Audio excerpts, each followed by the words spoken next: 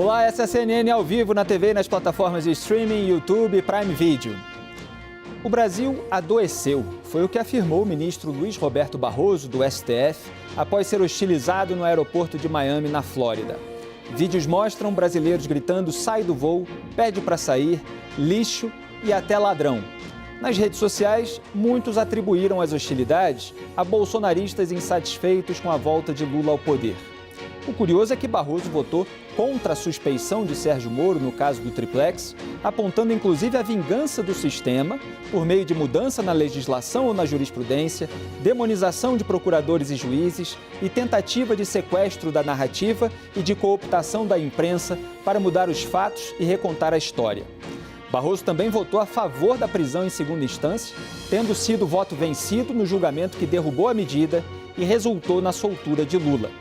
Enquanto isso, Jair Bolsonaro mandava o filho Carlos apagar do Twitter a defesa da prisão em segunda instância, no momento em que o outro filho Flávio estava denunciado.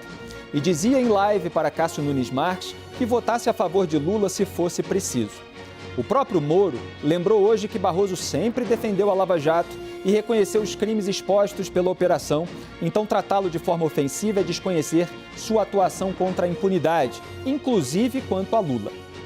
É evidente que ministros do STF podem ser criticados por votos, decisões e condutas, inclusive Barroso, que tem posições marcadas sobre drogas e aborto, por exemplo, e recentemente respondeu a um bolsonarista com a frase "perdeu, mané, não amola". Mas será que o Brasil virou um país adoecido pelo ódio do nós contra eles, onde os fatos e as individualidades não importam mais? Quais são os limites entre a crítica legítima, a hostilidade gratuita e o crime contra a honra? Tudo isso será discutido aqui no CNN Arena. Hoje com Yuri Pita, analista de política da CNN, Janaína Pascoal, advogada, Hélio Beltrão, comentarista e Daniel Hittner, jornalista de política e economia. O CNN Arena começa agora.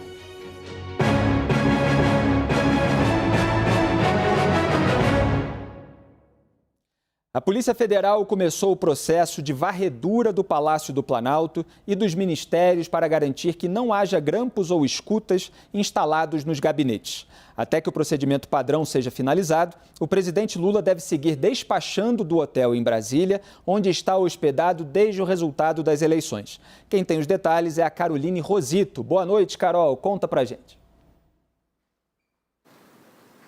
Oi, Felipe. Boa noite para você, boa noite a todos. Olha, é isso, né? Como você explicou, esse é um procedimento padrão que está sendo realizado pela Polícia Federal para que a equipe do governo Lula, então, possa ser transferida, né? Começar os trabalhos, de fato, na sede do Executivo. Esse mesmo trabalho, vamos lembrar aqui, também foi realizado pela PF no gabinete de transição, local que Lula utilizou ali durante a transição de governo lá no Centro Cultural Banco do Brasil. Informação que foi publicada hoje pelo Jornal Globo e confirmada também pela nossa repórter Juliana Lopes. Essa varredura, então, começou no início da semana, né? Nessa segunda-feira, ainda não tem um prazo para terminar, para ser concluído. Enquanto isso, então, o presidente Lula segue despachando no hotel onde ele está hospedado aqui em Brasília, né? Até que ele possa transferir os trabalhos completamente para o Palácio do Planalto, que é a sede do Executivo aqui na capital federal. Como está sendo esse trabalho, né? Os policiais estão procurando ali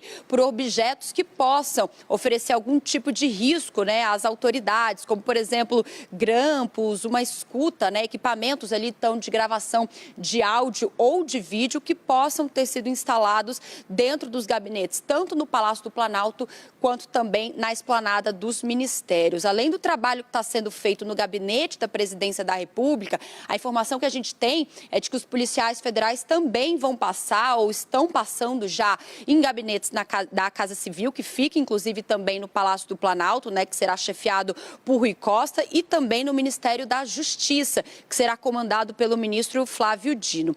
Esse mesmo trabalho da varredura dos policiais em busca ali de qualquer tipo de equipamento eletrônico, de grampo, de gravação, também será realizado no Palácio da Alvorada, que é a residência oficial do presidente da República, antes então que Lula e a família possam se mudar para a residência nos próximos dias, né, nas próximas semanas. Eu volto com você.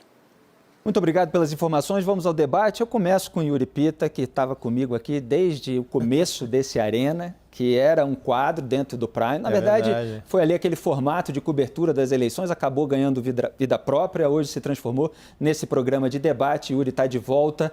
Como é que você avalia, Yuri? A gente tem visto, claro, muitas hostilidades de ambas as partes, dos lulistas, dos bolsonaristas, atos bolsonaristas ao longo aí do mês de dezembro, que geraram muita desconfiança sobre o que poderia acontecer, mas o Lula tomou posse, fez o seu discurso, fez críticas, evidentemente, ao governo Bolsonaro. Agora, esse procedimento é um procedimento padrão, só que dentro de um quadro maior de desconfiança, né? Eu ia falar exatamente isso, Felipe. Antes de tudo, boa noite, obrigado pelas bem-vindas, boa noite, Janaína, Hélio, e para quem está acompanhando a gente, sucesso aqui ao Arena desde já. Acho o seguinte, acho que você tocou no ponto que é isso. Procedimentos padrões passaram a se tornar coisas que deveriam ser triviais na política, se estivéssemos com a nossa institucionalidade funcionando, ou nos últimos anos, se ela tivesse funcionado de forma dentro do esperado, mais adequado, não estaríamos aqui discutindo esse tipo de situação que se tornou uma questão. E se tornou uma questão, acho que por alguns motivos, não só os políticos, e aí por uma politização excessiva de burocracias que deveriam ser de Estado. Basta ver o quanto há um clima de desconfiança e de excesso de politização em órgãos não só federais, mas também estaduais, em torno da adesão desta ou daquela bandeira, de toda a preocupação que houve com segurança, tanto de Bolsonaro quanto de Lula ao longo de toda a campanha eleitoral. Mas também há um fator aí, claro, de avanço tecnológico que permite ali muitos meios mais eficientes e mais difíceis de serem detectados de espionagem ou qualquer grampo e arapongagem, qualquer coisa desse tipo. Não é de hoje que a política é pautada por arapongagem, e a gente sabe o quanto tem de vazamento. Isso lembro, por exemplo, de gravações da época da privatização no governo Fernando Henrique Cardoso que vieram a público e causaram constrangimento, etc. Mesmo gravações do governo Lula, Dilma, não precisa nem falar, né, da gravação que foi feita durante a Operação Lava Jato e foi tornada pública e causou um alvoroço total, e agora esse receio todo. E, de novo, isso ganhou uma gravidade maior porque há um excesso de polarização dentro um pouco do espírito que você colocou na abertura aqui do programa, mas que acho que é uma coisa que veio para ficar não só aqui no Brasil, também não são só exclusividades da nossa política. A política no mundo como um todo está vivendo momentos de extremismos e de debates pouco consistentes e muito extremados. Aliás, Yuri, às vezes a gente vê uma notícia, às vezes a gente sabe informação de bastidor sobre os procedimentos nas próprias reuniões de políticos. Talvez Janaína, que foi deputada estadual, saiba algum tipo de funcionamento ou já tenha testemunhado, etc., de que todos são convidados a deixar os celulares fora da sala, muitas vezes, em determinadas reuniões. Né, a gente, jornalista, várias vezes, aquela coisa, e isso, óbvio. Porque hoje a ferramenta tecnológica de gravação é carregada no bolso, num aparelho que inclui outras utilidades e pode pedir para tirar a bateria do celular, assim, falar não, tira a bateria porque mesmo desligado ainda funciona isso. Porque os políticos em negociações ficam com muito medo de serem gravados e depois ter alguma declaração divulgada dentro ou fora de contexto. Janaína, tudo de prática. Feliz Ano Novo a todos. Boa noite. A única experiência que eu tive parecida com essa situação foi no Palácio, que era uma prática corriqueira ali, corrente do ex-governador João Dória. E eram reuniões semanais com o secretariado, então esse era o procedimento do governador, né? Todos os convidados chegavam, tinha uma moça que já tinha ali um compartimento separado para cada celular. Uma caixinha com vários isso incomodava, na verdade, isso gerava um incômodo. Os convidados sempre se sentiam, de alguma maneira, ofendidos, porque entendiam que era como se fosse uma desconfiança, entendeu? Mas foi a única situação. Esse procedimento, né, das varreduras... Eu me lembrei, só um parênteses, eu me lembrei aqui no começo do governo Bolsonaro, depois ele parou com isso, havia o café da manhã para jornalistas. Yuri lembra? E eu fui em um deles lá no Palácio do Planalto e também tinha isso, né? Compartimento para cada jornalista deixar o celular fora, para que não fossem feitas imagens, enfim, cada um podia anotar ali à mão simplesmente o que estava se passando. Agora, essa questão das varreduras, muito embora seja um procedimento padrão, é uma faca de dois gumes, né? Porque às vezes não tem e colocam. Porque você franqueia todos os espaços teoricamente, para checarem se tem algum tipo de equipamento, né? Uma liberdade total ali de acesso, e às vezes não tem e colocam. Eu prefiro não fazer. Será que talvez fosse uma operação a ser feita com testemunhas ali, representantes? Mas o problema é que existe até uma tecnologia, né? Às vezes você está olhando ali e não entende o que a pessoa está fazendo. Então é uma faca de dois gumes, mas opinião pessoal. Hélio, quer complementar? Eu estava me lembrando, você estava falando lá do BNDES, lá nos anos 90, né? E eu me lembro quando eu fui, em seguida, ter uma reunião com o presidente do BNDES, queria me convidar para ir lá para o BNDES e tal, não sei o quê. E ele estava naquela sala, um negócio de governo, naquela sala gigante, um negócio enorme. Aí ele começou a falar baixinho, eu falei, você está falando baixinho? Ele, não, porque esse negócio pode estar coberto. Eu falei, mas a gente não está falando nada de errado. Aí ele falou uma frase muito interessante, Felipe. Ele falou assim, até a Madre Teresa de Calcutá, se for grampeada durante um ano, você vai pegar... Vai achar alguma coisa vai e poder achar distorcer. Alguma coisa que pode distorcer fora de... E outro exemplo que eu me lembrei, e aí já fico por aqui, foi no governo Dilma. O Wikileaks, que era aquele site que recebia vazamentos e tornava anônima a fonte e liberava, revelou que o telefone do avião presidencial brasileiro estava grampeado por espionagem, eu entendo que dos Estados Unidos, eu posso estar enganado, e vários ministros e diplomatas brasileiros estavam grampeados há muito tempo, tinha lá todos os documentos, não os documentos, mas tinha as conversas dos diplomatas revelando sobre conteúdo confidencial. Isso criou um constrangimento entre Brasil e Estados Unidos. Na época, Dilma era presidente, Barack Obama era o presidente americano e teve uma questão diplomática aí nisso. Então, isso, quer dizer, não é só... eu acho que a Operação Padrão serve não só porque o Lula está desconfiado de Bolsonaro, mas também porque é padrão, porque o Brasil e o Planalto e o Alvorada, o governo brasileiro, tem que estar protegidos contra a potencial espionagem também. Obrigado, Hélio. Daniel já está com a gente diretamente de Brasília, vai aparecer aqui no Touch. Eu estou aguardando a presença do Daniel. Seja bem-vindo mais uma vez. Boa noite. E o que você acrescenta aqui sobre esse procedimento padrão, mas num período de muita desconfiança entre diferentes grupos? Engraçado, né, Felipe? Boa noite aí para você, para os colegas de programa. Estava ouvindo a discussão de vocês e me lembrando que, se eu não estiver enganado, a moda de pedir celular para colocar ali num cofrinho em Brasília começou em 2016, logo depois do impeachment da Dilma Rousseff, na gestão Michel Temer. Foi aí que a Casa Civil, que a Presidência da República e que o Ministério da Defesa passaram a exigir, pelo menos de jornalista, que colocasse, ele entregasse o celular na chegada, colocasse no cofrinho, pegava a chave, que é nem um vestiário de clube, e aí depois, na volta, devolvia-se o celular. Agora, também nunca entendi o seguinte, se a pessoa tiver 2 celulares, se ficar com um, não tem detector de metais. Então, também nunca entendi muito bem o porquê, a razão desse procedimento de segurança. Agora, o que me chamou a atenção... Daniel, só uma pergunta. Você falou do Michel Temer, você se refere à gravação do Joesley Batista, que deu aquela confusão na época? Não, engraçado que foi antes ainda. Foi logo no início, aquela gravação do Joesley Batista foi em março de 2017. Uma das primeiras medidas da gestão Michel Temer em matéria de segurança foi instalar esses cofrinhos que a Janaína comentou, que tinha no Bandeirantes, né, Janaína? Colocou na Casa Civil, na Presidência, no Ministério da Defesa, né? Agora, achei curioso, né? A gente costuma ter uma leitura, né, e achar que porque Bolsonaro e Lula são adversários políticos tão radicais, todo mundo está brigando no governo e todo mundo na transição colidiu em algum momento.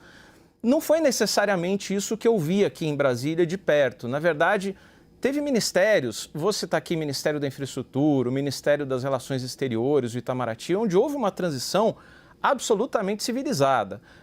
Os ministros da gestão Bolsonaro procuraram os coordenadores de transição indicados pelo presidente eleito, pelo então presidente eleito, repassaram informações, deram acesso livre. Eu vi uma transição no campo técnico muito civilizada. Agora, eu acho que uma área onde isso não aconteceu foi a área mais de segurança. Eu vi no dia 14 de dezembro, quando foi a posse do ministro Bruno Dantas como presidente do Tribunal de Contas da União, um episódio que evidenciou bem esse mal-estar entre segurança do Lula e segurança do Bolsonaro. Havia uma possibilidade, ainda que remota, ainda que ninguém nos bastidores esperasse, uma possibilidade de presença, seja do ex-presidente Jair Bolsonaro, seja do ex-vice Hamilton Mourão. No final das contas, eles acabaram não aparecendo e todo o aparato de segurança que acompanha o presidente e o vice nessas ocasiões, nessas aparições públicas, foi subitamente desmontado.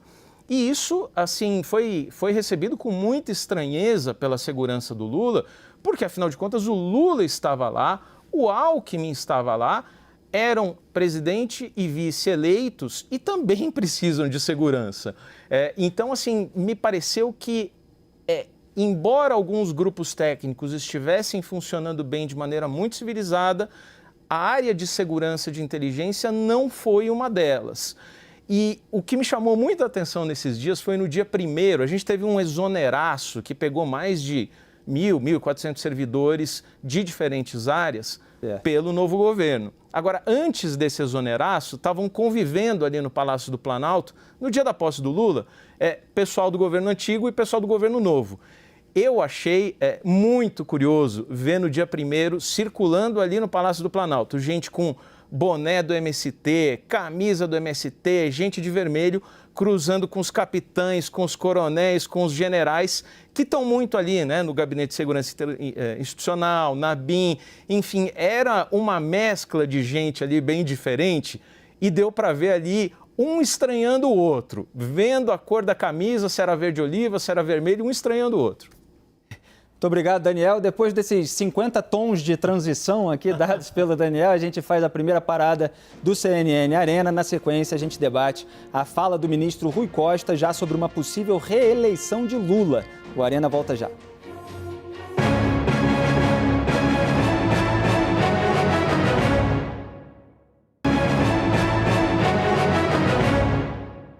Estamos de volta com o nosso Arena e o ministro da Casa Civil, Rui Costa, afirmou que o presidente Lula pode disputar a reeleição em 2026. A declaração foi dada ao programa Roda Viva da TV Cultura na noite de ontem. Confrontado pelos jornalistas sobre a promessa de Lula durante a campanha eleitoral de que não iria concorrer à reeleição, Rui Costa respondeu, abre aspas, eu não parto desse fato consumado, fecha aspas. O ministro Rui Costa disse ainda que se Lula fizer um governo exitoso e continuar com energia, talvez ele faça um novo mandato. Vamos ao debate. Olha, Yuri, deixa eu só falar para você, porque você estava aqui, logo nos programas iniciais aqui do Arena, surgiu essa declaração do Lula sobre não concorrer à reeleição. Me lembro perfeitamente de eu falar, olha, tem sempre que haver desconfiança sobre esse tipo de promessa. Claro. A gente já viu outro, sem querer fazer qualquer comparação direta, mas o caso mais emblemático é o do Hugo Chávez na Venezuela, porque tem o vídeo dele antes da eleição falando, não, vou passar o poder logo em seguida, então ficou 14 anos no poder. O próprio Jair Bolsonaro teve declarações um tanto ambíguas a esse respeito, depois se candidatou à reeleição, agora perdeu. E me parece que há ali uma certa estratégia de haver uma pressão interna e aí o Lula aparecer, já que todos querem, no caso eventual, claro, de o governo ser bem sucedido e ele ainda quiser ser reeleito. Como é que você avalia esse episódio? Não, concordo contigo. Pedir para um político não querer continuar, permanecer no poder é contrariar a primeira das leis maquiavélicas da política no sentido mais acadêmico, conceitual do que o Maquiavel escreveu no Príncipe. E segunda coisa, se lá aí pensando já para o nosso métier de comunicação de jornalismo, se o Rui Costa falar, não, é verdade, o Lula não vai ser candidato, nós jornalistas, primeira coisa, e o senhor vai ser um pré-candidato à sucessão do Lula, se o governo for bom? Então também tem um certo mecanismo de defesa do próprio ministro ali na roda, que a gente sabe, a gente já participou, sabe que não é fácil estar ali no meio, que a gente, quando está na bancada, a gente vai para cima mesmo. Acho, de fato, todo presidente que começa, presidente ou aqui no Brasil, desde que a reeleição passou a ser um fato desde o início do mandato, porque o Fernando Henrique Cardoso foi reeleito, mas quando ele foi eleito não havia possibilidade de reeleição, ela foi criada ao longo do seu mandato, mas desde Lula, Dilma, O próprio Michel Temer assumiu na condição ali pós-impeachment, mas também ficou ali uma sombra. Será que ele vai ser candidato ou não? Não foi, porque não tinha condição política ali de disputa. E depois Bolsonaro, e agora? Lula, fica sempre essa primeira perspectiva, vai ou não vai ser candidato? Acho que isso se construiu muito por causa da idade do Lula, por um certo paralelismo com o que aconteceu nos Estados Unidos, com a eleição de Joe Biden e muita gente já colocando Kamala Harris como uma pré-candidata desde ali da vitória do Partido Democrata em 2020. E a grande questão em torno não só de Geraldo Alckmin, mas de todos os nomes que estão compondo o governo nessas posições-chave, como o próprio Rui Costa, como o Fernando Haddad na Fazenda.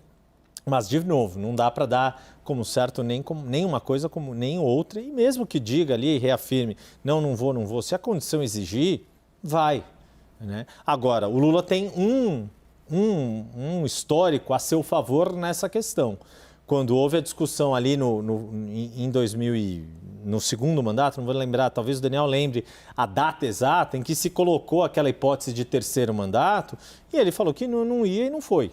Então, pelo menos esse histórico ele tem a seu favor de não ter mudado a Constituição a seu favor, porque a gente sabe que ali naquele auge de popularidade dele, se ele tivesse possibilidade de disputar um terceiro mandato, disputaria e ganharia em 2010. Tanto que elegeu a Dilma, né? E aí fez a sucessora Dilma Rousseff. Exato. Diga, Daniel. Não, só complementando o Yuri, acho que esse movimento teve duas vezes, né? Teve uma, o Yuri lembrou muito bem, quando se cogitou a possibilidade de um terceiro mandato, e o Lula, no segundo mandato, saiu com um índice de aprovação bastante alto, poderia ter se arriscado a tentar uma mudança constitucional para tentar uma terceira tentativa de eleição, mas depois, em 2014, diante de uma presidente que não conseguia articular bem a sua base e agradar os aliados, havia também o movimento de volta a Lula, que ele mesmo acabou desinflando, né? Então teve esse componente também. É verdade. Obrigado, Daniel. Hélio, a gente está falando da possibilidade de terceiro mandato, mas teve um movimento anterior, que foi no governo FHC, para se criar a possibilidade de reeleição. O FHC até hoje é criticado justamente por ter autorizado, e me parece que ele se arrependeu, ele deu uma declaração nesse sentido, pelo menos disse publicamente, mas é claro que se beneficiou desse próprio mecanismo. Em tese, você consegue dizer se você é a favor ou contra a reeleição, a existência dela? Esse tema é bem complexo. Eu vou chutar aqui uma posição, mas eu entendo que posições diferentes também têm fundamento. A minha visão é a seguinte, eu acho que 4 anos é pouco tempo para um político. E eu enxergo a reeleição como um plebiscito para tirar o cara antes dos 8 anos. É um mandato de 8, mas se ele não estiver bem, você tira ele em 4. É assim que eu enxergo. Nos Estados Unidos costuma-se enxergar assim também. Você tira um cara e quando ele realmente é um fracasso, você tira ele ali em 4 anos. Os Estados Unidos passaram por um trauma no início do século XX, porque a tradição era de que se tinha reeleição, o cara normalmente tentava, conseguia e pronto. Aí veio o Roosevelt e quis fazer um terceiro mandato, depois queria mais um, e eles fizeram uma emenda constitucional para dizer, cara, você quer virar imperador? Tem limite. Não, para com isso aí, esse tal de democrata aí que quer ficar, tem limite. E aí, essa coisa que tem aqui no Brasil, de você fazer 2 mandatos, aí você dá um intervalo e depois voltar, isso nos Estados Unidos não é permitido. O Lula não poderia, nos Estados Unidos, fazer o que ele fez. Né? Agora, sobre o tema, só para comentar sobre a questão do impeachment, eu acho que a resposta dele não foi muito política, não. Acho que ele ficou no corner, né, Yuri? Como é que eu respondo? Mas a resposta dele foi muito ruim, porque agora falar de reeleição mal começou. E mal esse governo, você vai falar de eleição. Eu tive recentemente, logo na... Ele e o Rui Costa no programa. O Rui Costa, Eu tive recentemente, logo depois do segundo turno, na verdade, entre o primeiro e o segundo turno, o governador Romeu Zema já tinha sido reeleito em Minas Gerais. E alguém perguntou, e aí, você então, para 2026, você vai se candidatar à presidência da República? Aí ele foi muito mais político que o Rui Costa. Ele falou assim, olha, eu estou aqui batendo a 3ª laje, você está me perguntando da 20ª laje? Então, eu acho que tem mais chances dele ser impeached daqui a 2 anos do que ele ser reeleito. Esse governo começou, o Lula. mudei de assunto aqui, não no Zema, obviamente. Estou agora voltando para o Lula. Eu acho que ele tem mais chances de ser impeachment daqui a 2 anos, como esse governo está começando mal, do que você começar a apostar numa possível reeleição do Lula. E lá nos Estados Unidos, já citado aí pelo Hélio, também tem um efeito compensatório, muitas vezes, nas eleições chamadas midterms, né? Quando se elege os parlamentares.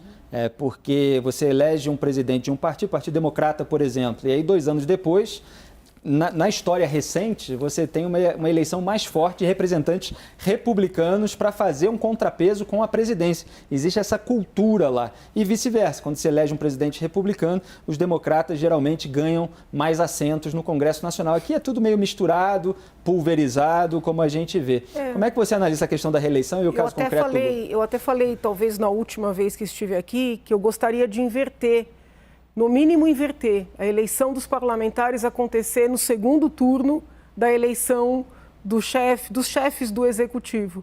Porque, por exemplo, né, muitos candidatos ao parlamento, vamos dizer assim, colaram em Bolsonaro para se elegerem, né, e tiveram uma abordagem, na minha visão, muito irresponsável, né, com essas falas, incentivando essas manifestações, iludindo a população. Se nós tivéssemos uma inversão, primeiro verifica o primeiro turno para governador, para presidente, e depois faz a eleição dos parlamentares, eu acho que nós poderíamos ter um debate um pouco mais consistente para a eleição dos parlamentares, menos irresponsável, né? Ou dessa forma... É pouco consistente de uma maneira geral. Pouco consistente. Há pouco escrutínio, é muita gente, né? São 513 deputados, 81 senadores. Sim. Faltam debates entre eles. Eu defendo a diminuição desse número, né? Para uma qualificação do parlamento, eu defendo diminuir o número de parlamentares para que os parlamentares sejam mais visíveis, estejam mais expostos. Nós diminuiríamos corrupção, diminuiríamos a força dos lobbies, teríamos pessoas que necessariamente precisariam se preparar melhor para participar do debate público. Hoje você tem pessoas que ficam 16 anos como deputados, ninguém nem sabe que são deputados. Aliás, entendo que deveríamos sim ter um limite de mandatos para parlamentares, porque há pessoas que se enraizam literalmente, né, formam pequenos feudos. Com relação à reeleição, acho inadequado iniciar esse debate no princípio de um mandato, independentemente de quem seja. Porque, de certa forma, uma crítica construtiva à imprensa que acaba deixando de lado a cobrança do presente, todo mundo olhando para o futuro, né? E ninguém está preocupado em entregar um trabalho sério, um trabalho real, né? Já começa a pensar daqui 4 anos. E a gente tem 4 anos ainda para vivenciar, 4 anos muito difíceis. Agora, a regra é a seguinte, ele pode concorrer, né? Então, diferentemente de um eventual 3º mandato, que seria um golpe, aí sim um golpe, a regra prevê que ele pode concorrer. Então, ele estando saudável, né, tendo o aval ali da família, e ele é uma criatura muito política, é certeza que vai concorrer, eu não tenho a menor dúvida disso. E não tem nada de ilegal nisso pelo nosso sistema, né? Eu só acho interessante o ponto de que muitos parlamentares pegam carona na campanha, na campanha presidencial, né? Na sua própria campanha para o parlamento, na campanha presidencial, porque essas eleições muitas vezes são em conjunto, né? A corrida eleitoral é feita em conjunto, não é num período separado, como fica mais claro lá nos Estados Unidos. Diga, Daniel. Não, essa discussão toda só estava me lembrando, assim, tirou da gaveta uma história que eu tinha ouvido. O Yuri, que é mais experiente, mais competente do que eu, certamente ouviu essa mesma história lá atrás, né? A gente, estamos juntos nesse aqui, governo aqui, a gente tem uma característica muito, muito curiosa, que é a presença de 3 presidenciáveis na esplanada dos ministérios, né? Numa possível sucessão do Lula. Temos o vice Geraldo Alckmin, temos a Simone Tebet e temos o Fernando Haddad. Agora temos o próprio Lula, segundo o Rui Costa ali, que você disse muito bem, confrontado pela imprensa, ele não disse isso muito espontaneamente, mas disse. Agora, a história que eu estava tirando da gaveta, que eu me lembro em 2013, 2014, quando a Dilma Rousseff venceu o Aécio Neves, o candidato mais temido pelo PT era o então governador de Pernambuco, Eduardo Campos, que era do PSB. Ele morreu no acidente de avião, como todo mundo sabe, mas o Lula chegou a procurar o Eduardo Campos, porque o PT morria de medo de um segundo turno Dilma-Eduardo. E ele tentava convencer o Eduardo a ser vice-presidente da Dilma e dizia o seguinte para o Eduardo: você vai ser vice, depois de 4 anos, em 2018, você vai concorrer a presidente com o apoio do PT. E o Eduardo sempre respondia, falando assim: você pensa que eu sou bobo, né? Você pensa que o PT vai apoiar um nome que é de fora do PT. Então é um pouco isso, talvez, que o Geraldo Alckmin e que a Simone Tebet têm que estar preparados para ouvir da base petista, caso tenham planos de voo maiores. Valeu, Daniel. Aqui a gente vai sempre avaliar as possíveis contradições sobre passado, sobre presente e sobre futuro. O ministro do STF, Gilmar Mendes, mandou um recado direto e reto aos derrotados na disputa eleitoral. Durante a cerimônia de posse do ministro da Agricultura, Carlos Fávaro, Gilmar disse, abre aspas, a quem perdeu cabe lamber as feridas e se preparar para uma próxima eleição. Fecha aspas. Gilmar Mendes não citou especificamente o nome do ex-presidente Bolsonaro. O ministro disse que é fundamental respeitar os dissensos e a liberdade de expressão, questões que não podem, segundo ele, colocar em xeque a democracia. Ele ainda afirmou que em um país dividido por paixões é fundamental mostrar às pessoas que, apesar do resultado eleitoral, a vida continua e todos devem manter a união em defesa do Brasil, respeitando os limites da democracia. Vamos ao debate? Hélio Beltrão, esse assunto me parece caso encerrado sobre o mandato do Lula. Você colocou aí possibilidade de impeachment, etc., mas o mandato começou. Ele tomou posse como presidente, ele já fez o seu discurso, o próprio Hamilton Mourão como presidente em exercício, depois ali da viagem do Bolsonaro, no fim do mandato, indicou claramente que não teria um golpe militar. Agora, Gilmar Mendes falando isso, você considera apropriado? A questão da própria legitimidade moral também, o que o STF tem feito, como é que você avalia? Eu acho que a frase está ok, mas não caberia, na minha opinião, o Gilmar do STF ficar falando sobre esse assunto. Isso me parece bastante inapropriado. Como foi também o deslize do Barroso, né, que quando falou, perdeu o mané. O perdeu o mané, não a mola. Eu acho que ele se arrependeu de ter falado aquilo, né? Não condiz muito com a postura dele e tal. Também não foi legal, mas o que eu acho pior são declarações contínuas de ministros do STF sobre questões de política pública. Eu olho muito os Estados Unidos como referência. Nos Estados Unidos a gente sabe, os ministros ficam... Só o presidente da corte faz um ponto, sempre meio que programado, ninguém fala nada, só falam lá pelos autos dos processos. Eu lembro quando teve um vazamento da decisão do Roe versus Wade, a questão do aborto recente lá, que vazou, eles ao invés de virem para público, chama a Polícia Federal, não sei o que lá, FBI, não sei o que, falam, não, só soltaram uma notinha, estamos investigando e tomaremos as medidas, um troço escrito. Eu acho que é muito mais a liturgia de um Supremo Tribunal Federal que a gente almeja. Então, portanto, eu acho a frase ok, mas ele não deveria ser o Gilmar falando essa frase. Gilmar está participando muito da política, Janaína? Olha, ele já participou mais, né? Atualmente tem ministros muito mais participativos do que ele. Aliás, para quem criticava o ministro Gilmar, vieram outros, assim, bem mais participativos. Eu vejo assim, essas frases, elas têm que ser ouvidas e lidas com alguma cautela. O próprio presidente Lula falou há alguns dias, né? Quem perdeu, fique quietinho. Aqui, caladinho.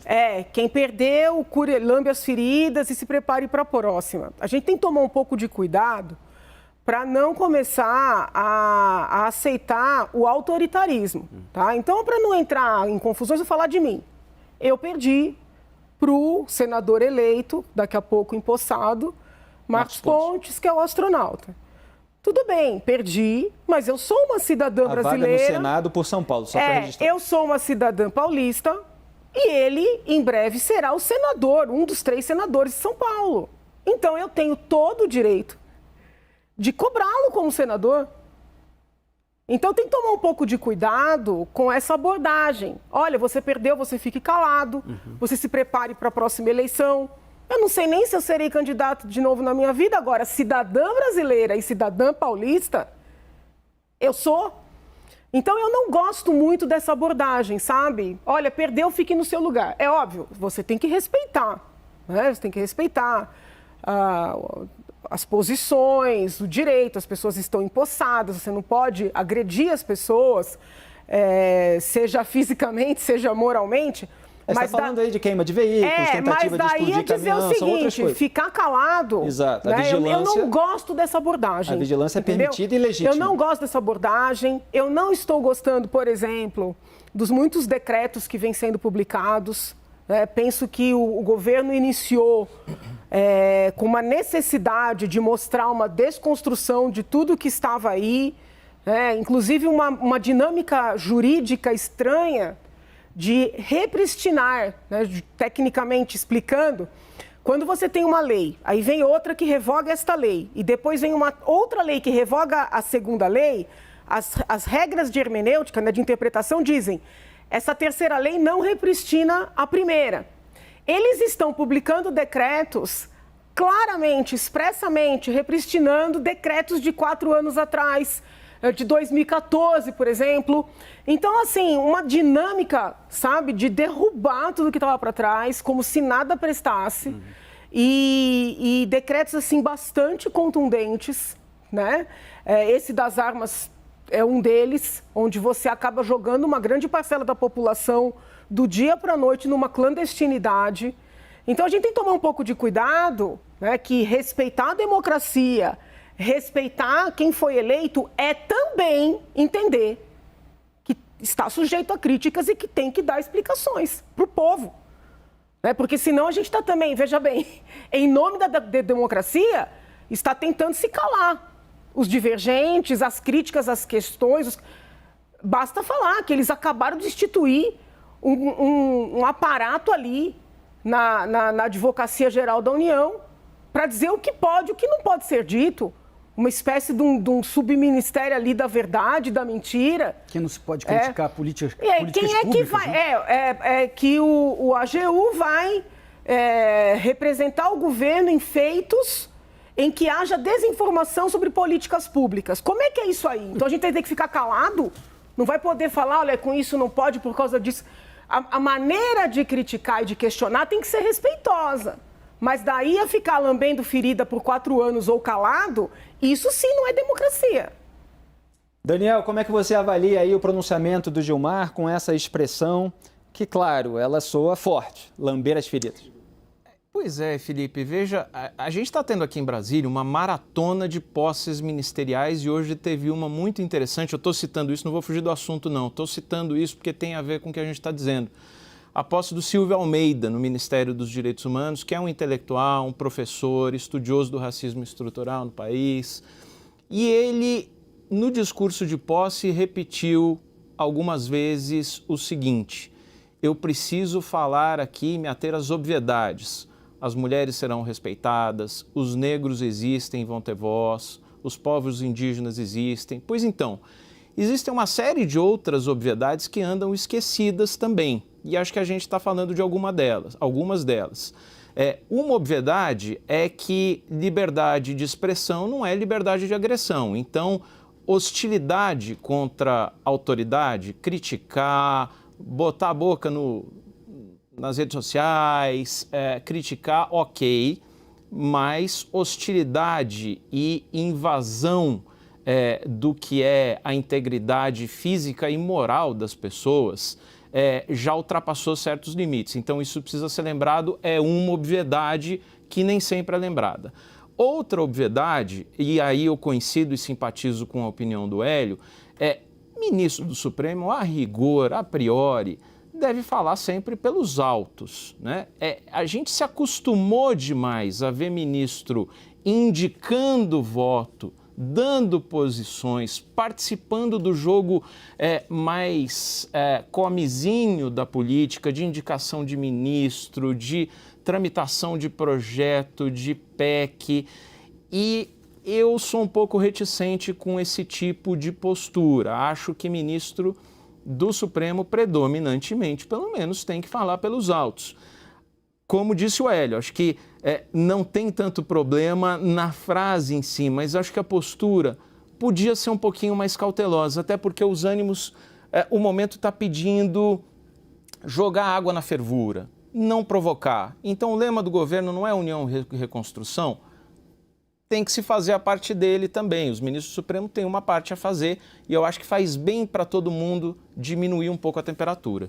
Obrigado, Daniel. Yuri, quer fazer um complemento? Não, eu acho que só a gente precisa ter um cuidado de separar o que é o debate político, o que é a cobrança cidadã, o que é a discussão se uma medida, se uma política pública, se uma decisão governamental, um ato administrativo é correto ou incorreto, é melhor ou pior, até se é legal ou ilegal, se respeita a Constituição ou se é inconstitucional, com um debate que começa a ser, não vou dizer necessariamente antidemocrático, mas profundamente anti-institucional, que aí é isso, quer dizer, uma coisa é perder a eleição e não vou deslegitimar o mandato de quem ganhou a eleição. Eu acho que começa por aí, a partir do momento que o debate político é feito a partir da deslegitimação do adversário, né, sem nenhum respeito ao fato de fulano, beltrano, ciclano ter ganhado uma disputa, ter sido preferido pela maioria, aí a gente tem uma situação também que não é adequada do ponto de vista de se ter uma democracia civilizada num modelo ocidental que a gente aqui no Brasil pretende seguir. Hélio, rapidinho. Queria fazer um ponto rápido sobre o que o Rittner falou, porque hoje, pelo que eu entendi, não sei se a gente vai falar sobre isso, teve uma determinação do ministro da Justiça dizendo que o STF, ou um ministro do STF, pode pedir de ofício à Polícia Federal se alguém fizer alguma, aí vem a discussão, hostilidade, crítica contundente, passando ao largo do processo legal tradicional, que tem que começar de uma certa forma e tal. Então, a minha preocupação quando você tem esse tipo de decisão, né, é que você pode eventualmente calar críticas. Ou calar, ou eventualmente prender um sujeito que no momento lá fez um xingamento no meio da rua. O cara está lá do outro lado da rua, xingou, sei lá, o ministro. Não, vai preso agora. Eu acho que isso está errado. Mas eu acho que a gente não chegou nesse ponto. Não me lembro de um caso concreto que alguém tenha sido preso ou detido ou constrangido por ter xingado uma autoridade. Mas hoje teve uma mudança, é isso que eu estou falando. Hoje teve uma mudança de procedimento, de que agora um ministro do Supremo Tribunal Federal... Pode ter um reforço de segurança caso haja uma hostilidade mais grave do que um xingamento. No entendimento dele. É isso que eu estou falando. Quando você tem o devido processo tradicional, por isso que o cara não foi preso, porque você tem que percorrer tudo isso e mostrar que ele realmente passou para uma ameaça iminente, fez realmente algo que a gente considera que não deve ser feito, né? E, obviamente, aqui a gente não concorda em nunca fazer hostilidade aos ministros, como está acontecendo aí, né? Vou deixar claro isso. A gente é contra isso. Mas prender alguém por xingar do outro lado da rua, no meio do trânsito, um ministro, porque ele não gostou, ele está fazendo de ofício, esse é o risco que eu vejo de você mudar o nosso processo jurídico tradicional e colocar isso na mão de um ofício de um ministro. Posso fazer uma leitura diferente desse episódio? Rapidamente, para a gente tocar a pauta. Diga, Janaína. Não, pelo seguinte, atualmente, estou aqui fugindo um pouco do que é o certo, do que é a lei. Sim. Mas, atualmente, o ministro Alexandre já vem dando várias determinações para a Polícia Federal, né, em situações que, a meu sentir, teria que representar para a autoridade de primeira instância, mas a verdade é uma só. O Supremo, há muito tempo, já vem acionando a Polícia Federal. Quando o ministro Dino falou isso, a minha leitura, na verdade, eu fiquei um pouco chocada por duas razões. Razão número 1, ele está autorizando o Supremo a fazer o que o Supremo já faz, ou ele está querendo dizer para o Supremo que agora quem manda é ele? Sei. A gente pode ter uma leitura diferente. Tá compreendendo? Estou entendendo. Eu não sei até que ponto o ministro foi realmente gentil com o STF, ou ele tentou deixar claro que quem coordena é ele. E aí eu trago lá de trás o episódio, né, não tão passado, mas também já não tão recente, do ministro Moro, agora senador eleito, dizendo que o ex-presidente Bolsonaro teria de alguma maneira interferido na Polícia Federal. É o ministro da Justiça que autoriza a Polícia Federal a fazer ou deixar de fazer alguma coisa? Então, esse episódio, ele me parece mais rico em termos de de uma análise do que a questão meramente jurídica, entendeu? Porque o ministro Alexandre já vem. É verdade. Quantas ordens, quantas buscas e apreensões foram determinadas pelo ministro Alexandre diretamente para a Polícia Federal? Em alguns casos, inclusive, tem a participação da Procuradoria e aí tem tantos embrólios jurídicos de manifestações de procuradoras gerais, inclusive, a doutora Raquel, lembra disso? Então, assim, esse episódio, ele me chamou muito a atenção. Certo. Sabe? Eu não sei até que ponto é gentileza ou é um recado. Olha, agora aqui quem manda na Polícia Federal sou eu, hein? Estaremos de olho quando se concretizar alguma medida e a gente puder trazer em detalhes, a gente analisa aqui para vocês. Hoje, em entrevista à CNN, a nova ministra da Mulher, Cida Gonçalves, disse que o governo luta pelo aborto legal, previsto em lei desde 1944, mas que dificilmente enxerga algum avanço sobre a questão no Congresso devido ao perfil dos parlamentares eleitos. Acompanhe. O que nós estamos debatendo são os direitos ao aborto legal e é importante a gente lembrar que o que está previsto em lei é previsto desde 1944, então não estamos propondo nada novo, né? Nós estamos fazendo um debate sobre aquilo que já é garantido desde 44, é isso que nós temos lutado, né? O que eu tenho comparado é que com esse congresso que nós estamos, possivelmente pouco se avance, muito pelo contrário. Nós vimos aí agora no final do ano a dificuldade que nós tivemos de segurar a questão do Estatuto do Nascituro, né? Então acho que são questões importantes para que a sociedade possa pensar, possa montar estratégia. Vamos ao debate. Yuri, na questão do aborto, a gente tem ali uma previsão legal em vigor no Brasil, risco de morte da mãe, caso de estupro e aborto de fetos anencéfalos.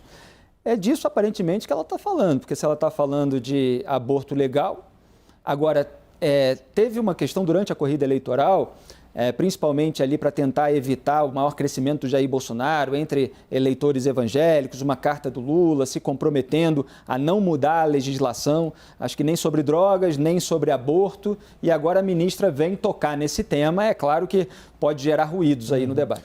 Eu acho que tem 3 pontos que eu acho que vale falar, Felipe. Primeiro, eu acho que é todo como foi feito no debate eleitoral, de como isso já há mais de uma década foi importado para o debate eleitoral brasileiro. Me lembro na eleição de 2010, isso começar a ser um tema na disputa entre Dilma Rousseff e José Serra, e isso continuou, eu lembro, na disputa da Prefeitura de São Paulo em 2012, isso voltou a ser um tema na disputa entre Fernando Haddad e José Serra, e isso continuou e veio para ficar esse debate que é muito típico da política norte-americana. Eu me lembro da Dilma, 4 dias da eleição, tendo um encontro com católicos e evangélicos. Exato. E garantindo, não vou mexer na legislação. Exato. E tal, diante de toda aquela pressão que é feita. Então, acho que isso é um dos pontos e por isso que houve todo esse momento que você se relembrou agora.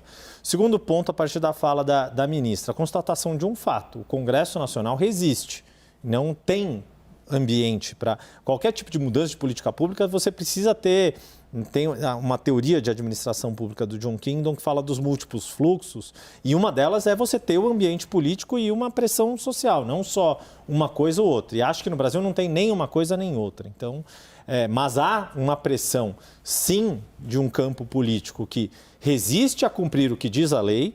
Mais absurdo ainda, a gente viu alguns juízes resistindo a cumprir a lei neste ano, casos de mulheres que tiveram seu direito garantido por lei ao aborto nessas condições que você citou, que estão previstas na lei, tendo dificuldades, tendo obstáculos por parte de autoridades do judiciário e do executivo para conseguir, e do legislativo, para conseguirem exercer o seu direito de cidadãs, de mulheres. Então, existe um debate que teve um retrocesso importante e acho muito correto quando a ministra coloca e bota lendo a realidade que existe. É difícil avançar a legislação agora porque o Congresso é mais conservador, existe uma postura na população mais conservadora, isso é um fato, tanto dos eleitores de Bolsonaro quanto dos eleitores de Lula. A Quest do Felipe Nunes, que sempre nos ajuda aqui, fez essa pesquisa algumas vezes, mostrando que tanto o eleitorado de um campo quanto do outro resistem à mudança na legislação do aborto. Então, é uma luta inglória nesse sentido. Quando ela fala que a luta é para cumprir o que está na lei desde os anos 40, isso mostra o quanto esse debate retrocedeu no Brasil e o que é um fato. Existem direitos assegurados e que algumas mulheres encontraram dificuldades para se verem cumpridos no Janaína país. falou bastante a respeito disso no debate público. Eu vou ter que pedir desculpas e À discordar. vontade, a vênia é toda devida. Aí com conhecimento da prática, né, que é realmente a minha área. A legislação, ela vem desde 40, ela é a mesma. Só que antes era necessário ter inquérito, ter processo, provar, por exemplo, o estupro para conseguir uma autorização. Até pelo tempo da gravidez isso era inviável. Aí passaram a exigir, isso estou falando lá atrás, a lavratura de boletim de ocorrência, a mesma legislação. Entenderam que essa exigência feria a intimidade da mulher. Hoje a mulher chega no serviço de saúde, ela diz que foi violentada e que está grávida, ela é atendida e ela faz o procedimento. Então, para as interrupções previstas em lei, não existe resistência. O que aconteceu recentemente, infelizmente, foi um caso muito pontual de uma criança que estuprada engravidou, né? E essa criança, quando procurou o serviço de saúde, já estava numa fase muito avançada da gravidez. E aí a própria equipe de saúde não recomendou. Aí houve uma interferência, um pedido judicial, o Ministério Público, a meu sentir, equivocadamente, porque a equipe de saúde também tem que ter autonomia, claro, em termos da oportunidade do procedimento, deu uma ordem para os médicos fazerem um aborto praticamente numa gestante de quase 8 meses, 7 meses, entendeu?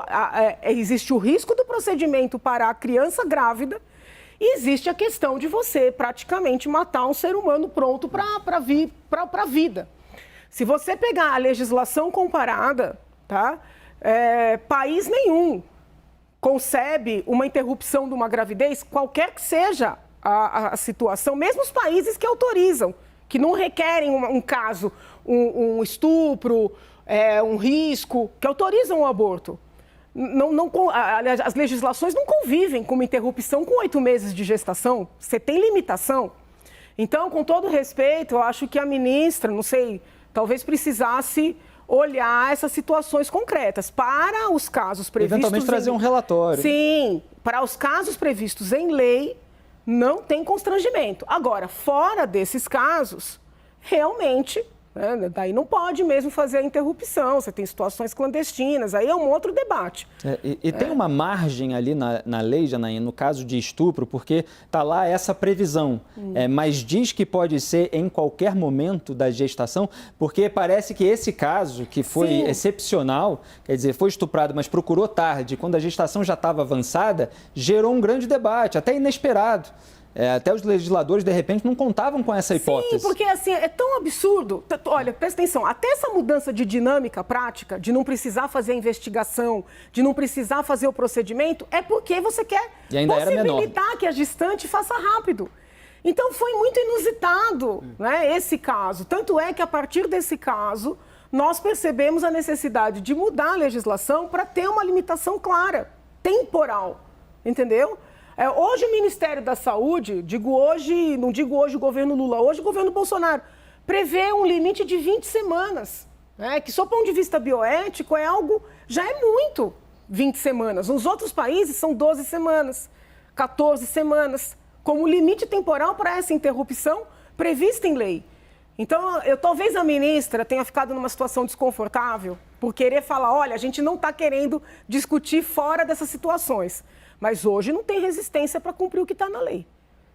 Certo, Janaína. A produção está me avisando aqui, por isso que eu estava tocando no ouvido, que a gente precisa fazer uma breve parada, a gente debate em instantes o mandado de busca e apreensão na casa da deputada federal Carla Zambelli também.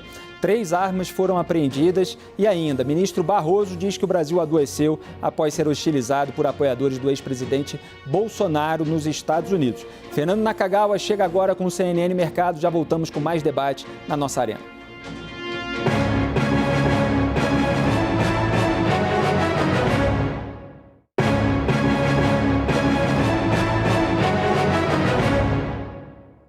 Estamos de volta com o nosso Arena. O ministro da Justiça, Flávio Dino, colocou a Polícia Federal à disposição para investigar ameaças a ministros do Supremo Tribunal Federal após Luiz Roberto Barroso ter sido hostilizado em um aeroporto nos Estados Unidos. Pelas redes sociais, Dino disse, aspas, vou enviar ofício à presidente do STF, que é a Rosa Weber, frisando que a Polícia Federal está à disposição para investigar os episódios de agressão e ameaças a ministros daquele tribunal e de outros. São extremistas antidemocráticos que perseguem magistrados nas ruas, aeroportos, restaurantes. Fecho aspas. Barroso foi hostilizado no aeroporto de Miami na noite desta segunda-feira e os vídeos que circulam na internet mostram o ministro no salão de embarque do aeroporto enquanto manifestantes vaiam e o xingam de ladrão e lixo. Barroso, como mostram as imagens, não reage. Sobre o episódio, o ministro disse, aspas, é uma mistura de ódio, ignorância, espírito antidemocrático e falta de educação. O Brasil adoeceu. Espero que consigamos curá-lo e que uma luz espiritual ilumine essas pessoas. Fecho aspas. O STF ainda não se manifestou.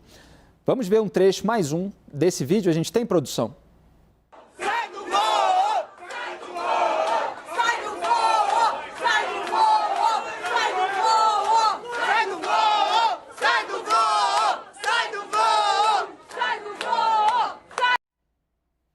Muito bem, dos trechos que eu vi, tinha esse pede para sair, sai do voo, em coro, lixo e ladrão.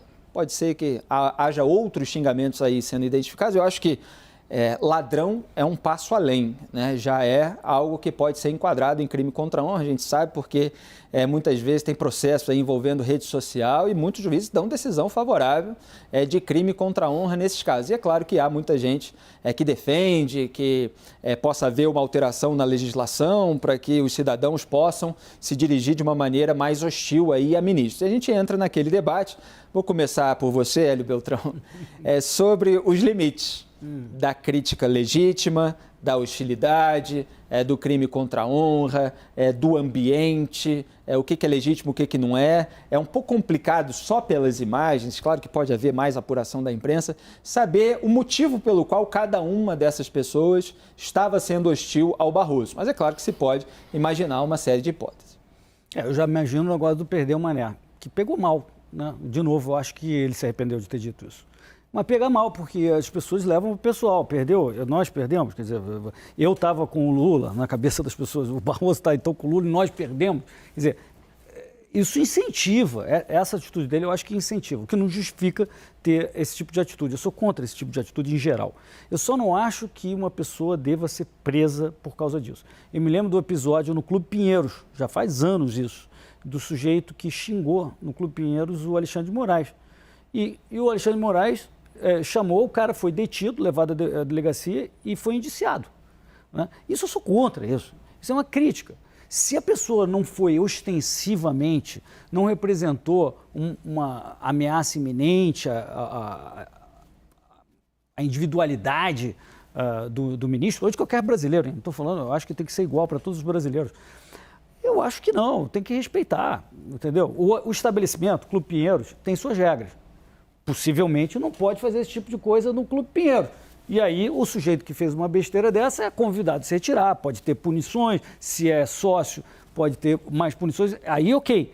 Mas o meu medo é o exagero. Eu sou contra esse tipo de coisa, sou contra até xingar em público, eu acho horroroso tudo isso. Mas você colocar na cadeia, deter, indiciar uma pessoa que fez um xingamento, quem não faz xingamento uma vez na vida? Tem sempre o dia que você, mesmo o cara que nunca xingou nada, um dia caiu um troço, bateu o dedinho, vai, xingamento. É a escuta da Madre Teresa de Calcutá. A Madre Teresa.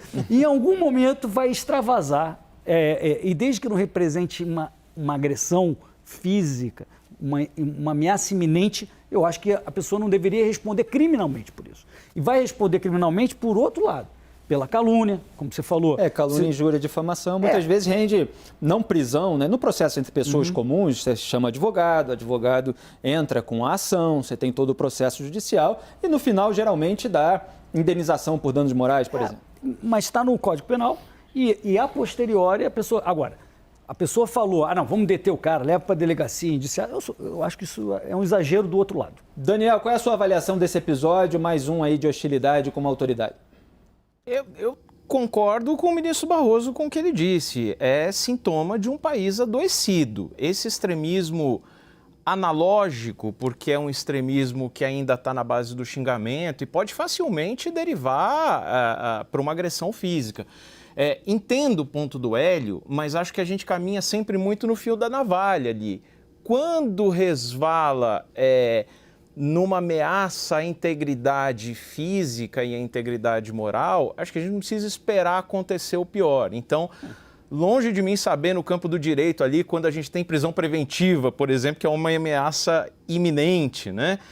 Eu não sei quando cabe prisão, quando não cabe prisão. Agora, eu acho que esse extremismo que está caminhando para um flerte com o autoritarismo, isso me desagrada muito.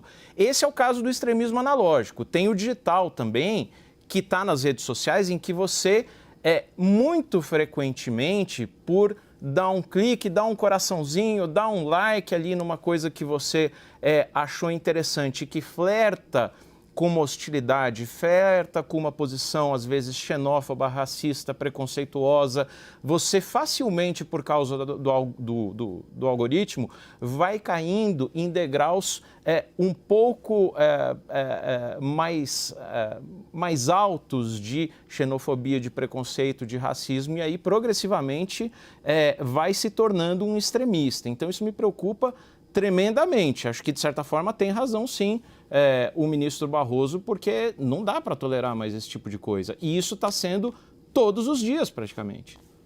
Janaína, você falou da vigilância, obviamente, criticando qualquer tentativa de se proibir a crítica legítima. Quando a gente fala assim, a gente fala de artigos, de comentários, rede social, manifestações muitas vezes que são indiretas.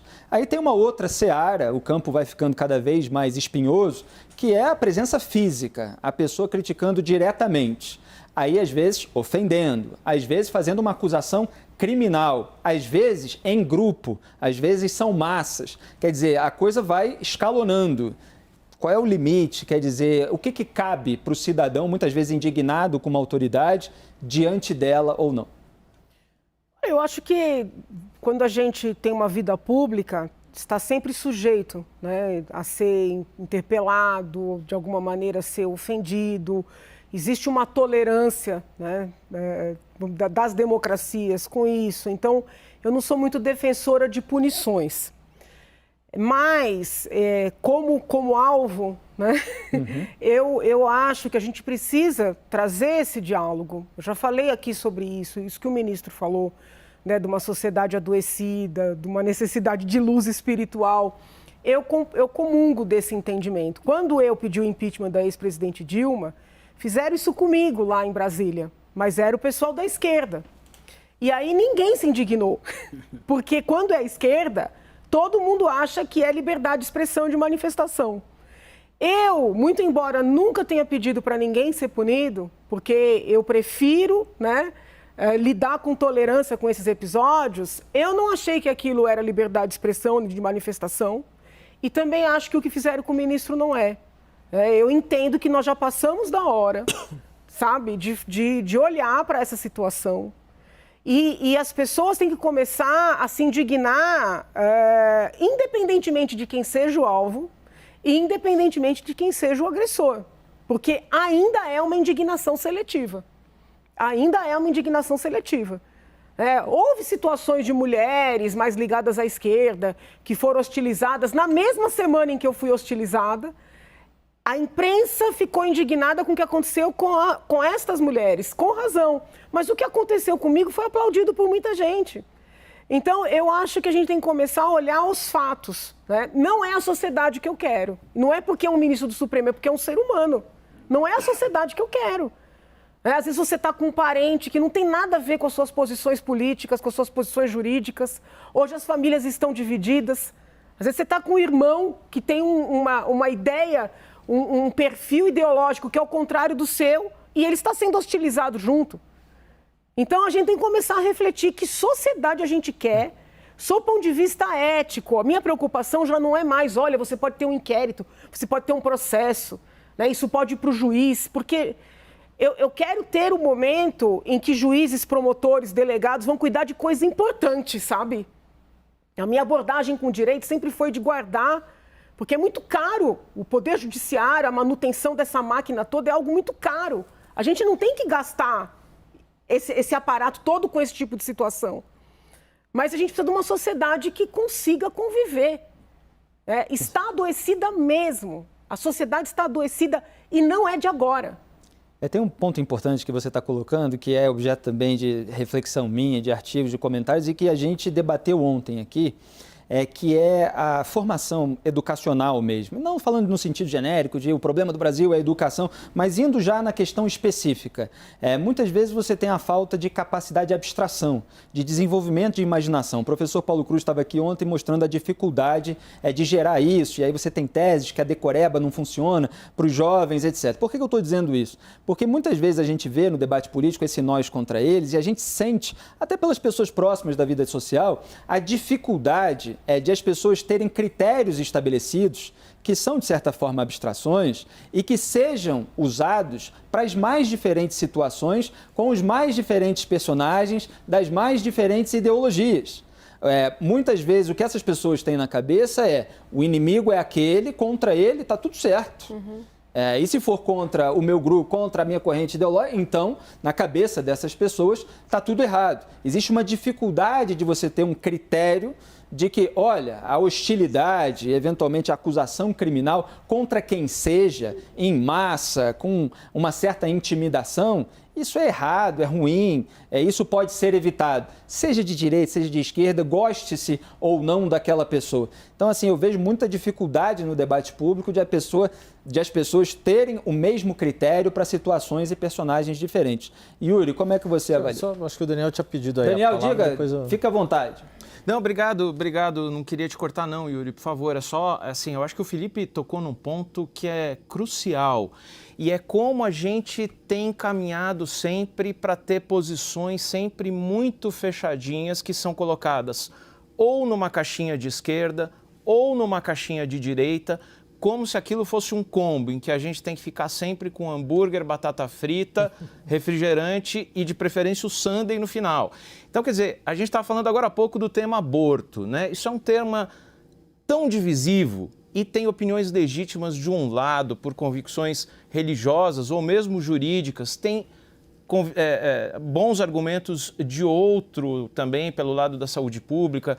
A gente só está caminhando para uma coisa e acho que não faz bem no terceiro dia de governo a gente discutir isso, porque a gente volta a colocar todos esses temas, aborto, uma postura mais flexível para porte e posse de armas, tudo numa mesma caixinha. Então, se você concorda com o aborto, você é contra armas, você é contra acordo de livre comércio, você é contra o marco legal do saneamento, você é a favor da liberalização das drogas, você é a favor da redução da maioridade, contra a redução da maioridade penal. Então, você não precisa comprar esse combo todo o tempo todo e a gente pode encontrar posições, falar assim, olha, eu quero o hambúrguer, mas sem batata frita e pode ter o sundae no final.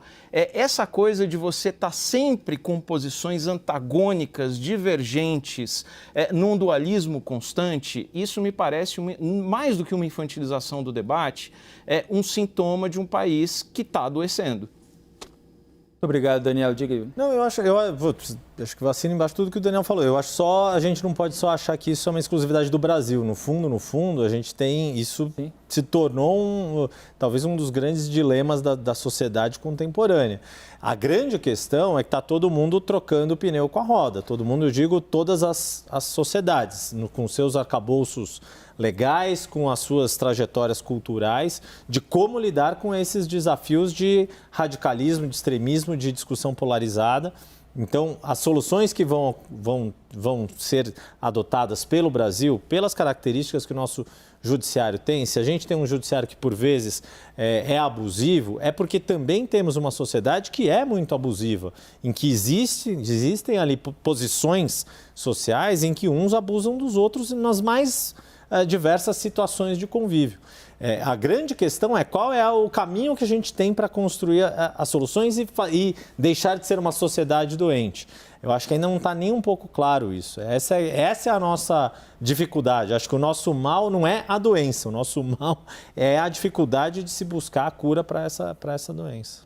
E, assim, o que eu achei curioso, e até destaquei na abertura, é que essas ofensas ou esses pedidos para sair, eles não vêm com nenhuma explicação específica. Você fez isso, você votou assim, você decidiu assim. Pelo menos por essas imagens que a gente está vendo. Vamos ver se essas pessoas virão a público para dizer, eventualmente, o motivo. Aí o ex-juiz e agora senador Sérgio Moro, do União Brasil, usou as redes sociais para repudiar os xingamentos ao ministro Barroso. Ele escreveu, aspas, o ministro Luiz Roberto Barroso sempre defendeu a Lava Jato e reconheceu os crimes expostos pela operação.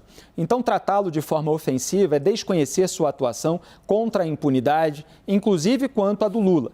Fecho aspas. A gente volta aqui ao debate, obviamente não vai trazer de volta o debate sobre Lava Jato, Moro, Barroso e tal, é só a questão de as pessoas estão ofendendo em razão daquilo que realmente é a realidade, aquilo que aconteceu, ou elas têm um ódio contra aquela pessoa, contra a instituição que aquela pessoa integra.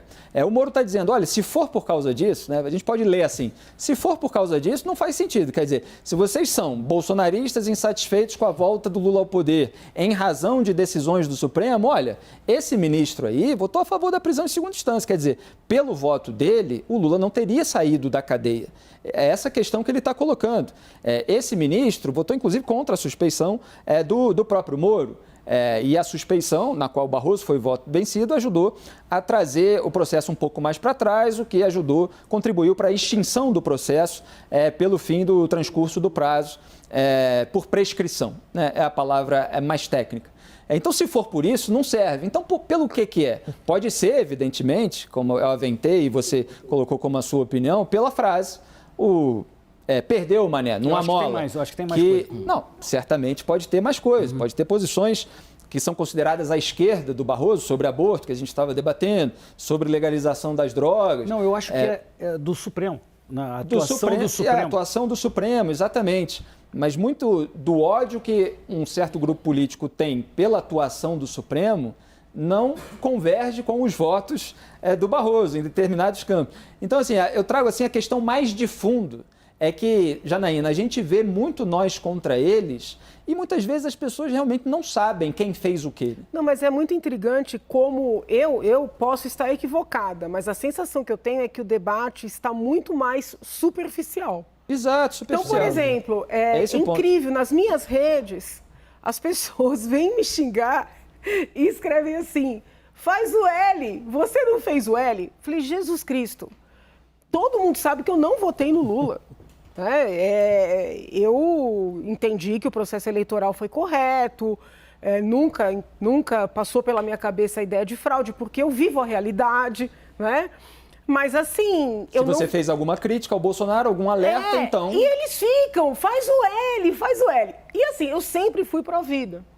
Defendo a nossa legislação, né, como está, mas sempre fui pró-vida. Muito antes de ser deputada, já participava do movimento. Eles vêm nas minhas redes, abortista. Então, o que acontece? Cria-se uma realidade e as pessoas acreditam. E, assim, eu tenho tentado falar muito sobre isso. Existe uma desconfiança da imprensa como um todo. Então, muitas pessoas estão se informando exclusivamente pelas redes de WhatsApp. Tá? Eu não sou favorável a nenhum tipo de censura. Informando entre aspas. Mesmo. Não, entre aspas. Tirar perfil de ninguém. Eu sou muito pró-liberdade. Mas eu fico preocupada porque, às vezes, eu compartilho uma notícia, né, de um veículo e eles brigam comigo porque eu estou acreditando na imprensa. Aí eu falo, gente, olha, vocês podem ler as redes do WhatsApp, as listas, né? Mas leiam também outros veículos, procurem ler veículos com vieses diferentes, até para que vocês possam formar uma opinião. Então eu estou muito preocupada porque as pessoas acreditam de maneira assim muito cega no que aquele grupo contou, né? De forma que, assim, eu percebo pelos xingamentos. Eu percebo pelas críticas que eu venho recebendo. São críticas completamente incompatíveis com a minha história, de certa forma. Isso que aconteceu com o ministro. O ministro votou contra, vamos dizer assim, liberar o Lula para concorrer, se a gente for resumir. Mas ele foi agredido. Então, assim, as pessoas não querem saber a verdade. Elas criam uma verdade, né? E eu penso que isso é muito perigoso, não é só para a política, é para a vida. Elas associam qualquer pessoa que não esteja completamente pactuada com o próprio grupo ao grupo adversário, que tem de ser hostilizado quando não eliminado. Isso nos casos mais graves, evidentemente. É esse nós contra eles do discurso populista que a gente está vendo. E infelizmente a dinâmica de esquerda e direita, ela é parecida, né? E quando você tem um olhar assim que não é de combo, como disse o colega, você fica completamente fora, né? Então, alvo, que esse programa alvo busca trazer, lados. que é o senso das nuances, analisar cada detalhe, porque as pessoas não precisam, né, Yuri, comprar um pacote completo. Agora, isso não surgiu out of the blue, do nada, não foi o combo que caiu na terra e as pessoas passaram a adorar. Isso é um processo. Isso aconteceu ao longo de muito tempo, ao longo de como a disputa política foi sendo feita, e de novo, insisto, não só aqui no Brasil, em diversas outras sociedades também ela foi feita de uma forma que foi se buscando a deslegitimação de quem pensa diferente. Exato. E até que chega nesse ponto que você colocou, que é o mais preocupante de todos, da total eliminação. E naturalizou-se o discurso da eliminação do adversário. Não é de hoje, não é do processo eleitoral de 2022, ficou mais agravado no processo eleitoral de 2018, mas ele vinha ao longo de um processo que foi sendo construído há tempo. Essas coisas não surgem caídas do céu, de repente as pessoas ficaram cegas pela política. Elas foram levadas a isso por um processo político-social. Exatamente. E, como você disse, está no mundo todo, também porque esse processo é turbinado pelas redes sociais. Sem dúvida. Pela formação de bolhas, que para mim é um fenômeno, do ponto de vista intelectual, muito interessante, sempre analiso isso, porque as pessoas passam a seguir apenas aquelas que estão pactuadas com todas as suas ideias, elas deixam de seguir qualquer conta que fale algo que seja factual, mesmo que factual, mas que seja negativo ou incômodo. Então ela começa a viver num universo paralelo, não recebe informação de fora daquele universo, é sempre a mesma emissora, os mesmos influenciadores, e quando vem algo de fora se rejeita, sem que a pessoa, muitas vezes, seja qual for o campo, ela verifique por si só, com o exercício da sua inteligência, se aquela informação é verdadeira. Eu já passei muitas vezes por isso. Quer dizer, você cita a informação de um veículo, mas é o veículo tal, é comunista, ou é fascista, ou é nazista. E a pessoa, individualmente, ela muitas vezes não tem sequer confiança na própria inteligência para checar se aquela notícia, independentemente do veículo, é real, corresponde à realidade, se tem um documento que prova, se tem outra fonte de legitimação daquela notícia. Ela fica fechada dentro de uma bolha. E aí, obviamente, a hostilidade entre as bolhas vai aumentando e quando essas pessoas saem do mundo virtual para o mundo real, aí a gente tem esses embates que podem resultar em violência. Diga, perdão. Não, eu ia falar que tem um aspecto muito importante que é da própria natureza humana. Nós somos tribais por natureza, e a nossa razão é que contém esses instintos impulsivos, como David Hume dizia, nós somos escravos das emoções, ele chamava de paixões. Nós somos escravos. E a gente tenta lá colocar uma rédea nisso. Se é assim que as pessoas cresçam e amadureçam, né? Exato. A questão é, a racionalidade para coisas importantes tem que se sobrepor a esse instinto tribal nosso. Nós, quando vivíamos em tribos, nós atacávamos a tribo vizinha porque era diferente. Parte... Mas é isso, o comportamento tribal, é isso que eu estou descrevendo. E eu queria só completar dizendo que eu não acho que a rede social, que é só uma tecnologia nova, explique a bolha ou o tribalismo. Claro, isso aconteceria... não sei nem se turbina, eu acho que a gente busca... Pode usar-se a favor, né? Isso, porque ela também pode ser um instrumento de racionalidade. Claro. Então, eu acho que é só mais um veículo que a gente usa como usava 100 anos atrás outros veículos. Então, eu acho que a gente arruma uma forma de fazer parte da nossa tribo e aí a gente tenta... usar a racionalidade para não ser ceder. A gente aqui nesse painel, fora daqui. Fora daqui o negócio é mais embaixo. Vamos em frente, esse debate ainda vai permear muitos outros assuntos, muitas outras notícias ao longo dos próximos... Eu ia falar 4 anos, porque é esse mandato, mas vai durar muito mais ainda. A Polícia Federal cumpriu o mandado de busca e apreensão na casa da deputada federal Carla Zambelli e apreendeu mais 3 armas. A operação foi autorizada pelo ministro do Supremo, Gilmar Mendes, a pedido da Polícia Federal e da Procuradoria-Geral da República, a PGR. Quem traz os detalhes é a Carla Chaves. Boa noite, Carla. Oi, Felipe. Boa noite para você, boa noite a todos. Eu acho que, antes de mais nada, é importante entender a cronologia dos fatos que nos trouxeram até o dia de hoje. Então, vamos lá. No dia 19 de dezembro, finzinho do ano passado, o ministro Gilmar Mendes, também acatando um pedido da PGR, determinou a suspensão ali cautelar do porte de armas da deputada Carla Zambelli e também a entrega da arma que ela utilizou no dia, ali na véspera da eleição, quando saiu correndo atrás de um homem com a arma em punho. A determinação era de que fosse entregue em 48 horas, acabou sendo entregue em 7 dias por meio da irmã dela.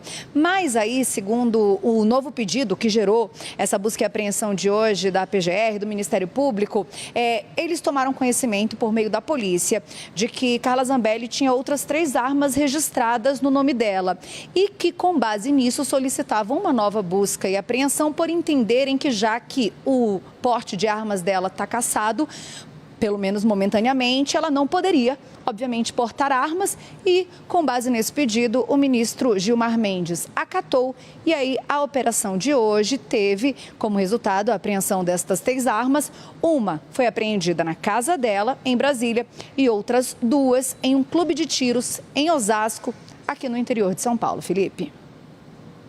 Muito obrigado pelas informações sobre a decisão, portanto, de Gilmar Mendes contra a deputada federal Carla Zambelli, essa apreensão que houve de armas. Janaína, a gente viu pela decisão anterior, a gente tem uma nota da deputada, deixa eu ler aqui a nota antes de puxar o debate. Ela enviou uma nota à CNN sobre essa operação de hoje. A nota diz, aspas, Carla Zambelli, após ser cercada por 5 homens, xingada, agredida e cuspida, repito que são palavras dela, ouviu o PM dar voz de prisão ao principal suspeito, que correu e, ao mesmo tempo, tendo ouvido o estampido de um tiro, sacou sua arma, de acordo com o artigo 301 e 303 do Código de Processo Penal, que dá direito a qualquer do povo efetuar prisões em flagrante delito. A deputada está tranquila quanto à sua inocência e irá prová-la na Justiça. Fecho aspas, portanto, para a nota da deputada.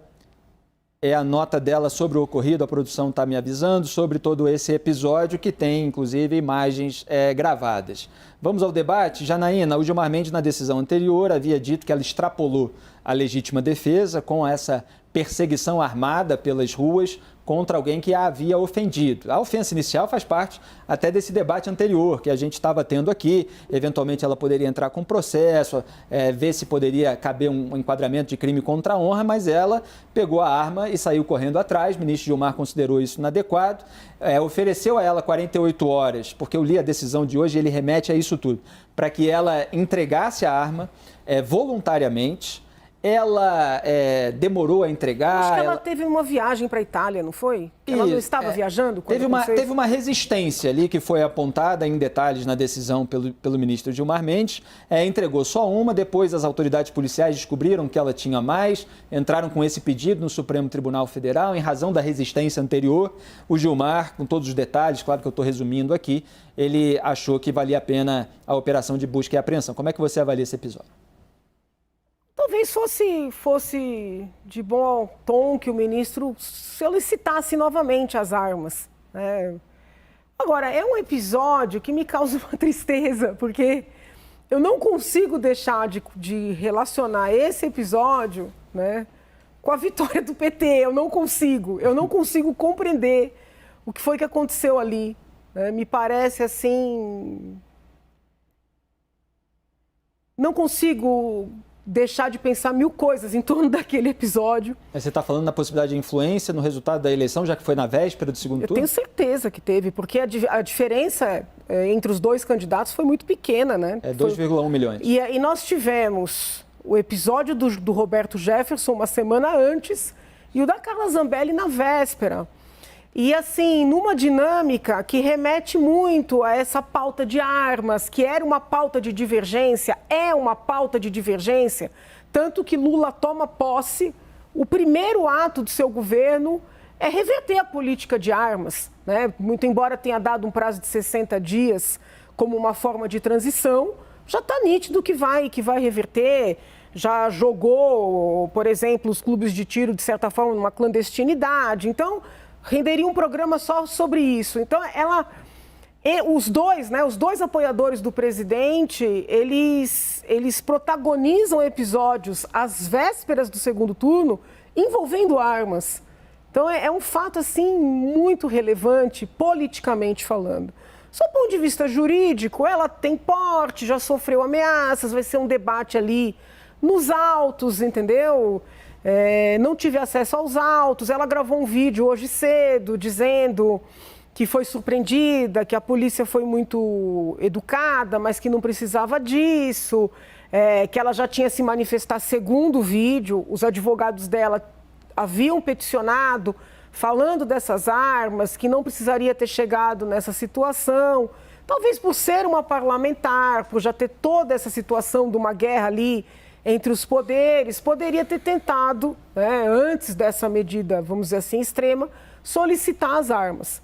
Agora, que é um caso, assim, eu até acho interessante porque ela é muito atacada pela esquerda, né? Mas na minha leitura, quem deveria estar com raiva dela era a direita, por esse episódio, entendeu? Tem, né? Ela tem tido uma reação de diversos apoiadores do Bolsonaro contra ela por esse episódio, por essa mesma leitura. Agora, ela sofreu ameaças, inclusive nesse vídeo, disse que se acontecer alguma coisa com ela, o ministro é culpado. Ela é. Eu conheço há muito tempo, infelizmente houve um afastamento, eu considero assim muito complicado o comportamento dela durante esse processo eleitoral com relação à minha pessoa. Então, eu tenho medo que uma questão aqui pessoal, de alguma maneira, interfira na minha análise jurídica, né? Então, o que eu posso te dizer, me mantendo um pouco mais distanciado? Que o ministro poderia ter determinado essa entrega pelo menos uma vez mais antes de fazer a busca e apreensão. Ele apontou que houve resistência para a primeira entrega, houve também outras manifestações hostis depois daquilo. Ele apresentou uma série de motivos, depois a gente pode detalhar isso mais. Agora, Daniel, eu quero fazer aqui uma provocação com base no que a Janaína falou, que ela citou aqui os episódios do Roberto Jefferson e da Carla Zambelli às vésperas da eleição. Da Zambelli na véspera, exatamente. É claro que as condutas de cada um, eles respondem individualmente, mas dá para separar a pregação armamentista do próprio Jair Bolsonaro, aquele vídeo daquela reunião de 22 de abril, em que ele fala da população armada para se proteger contra eventuais ditadores, eventuais abusos. Dá para separar essa pregação daquilo que eles colocaram em prática? Tanto não dá, Felipe, que a primeira medida ou uma das primeiras medidas, um dos primeiros atos do presidente Lula ao tomar posse foi o decreto tratando de armas.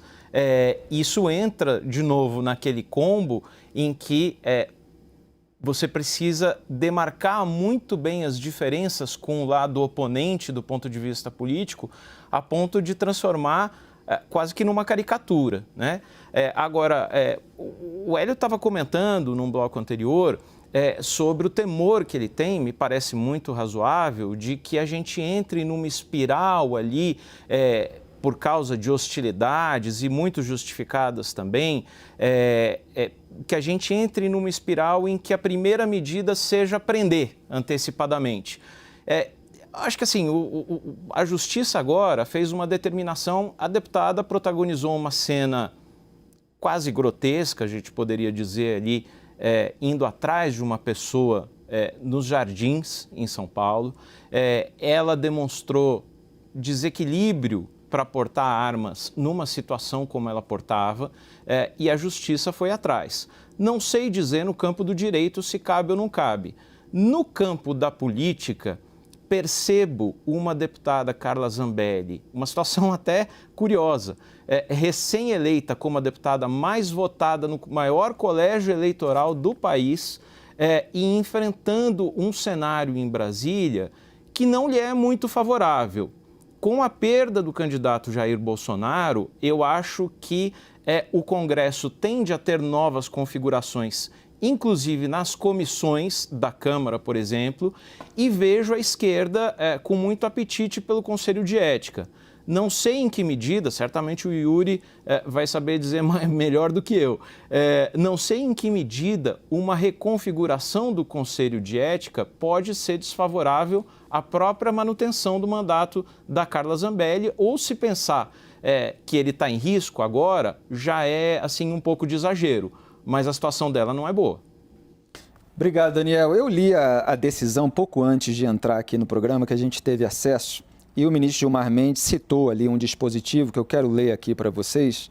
Queria pegar o trecho em que ele cita esse dispositivo e não apenas ler o dispositivo. Deixa eu ver se eu acho aqui em cima do lance.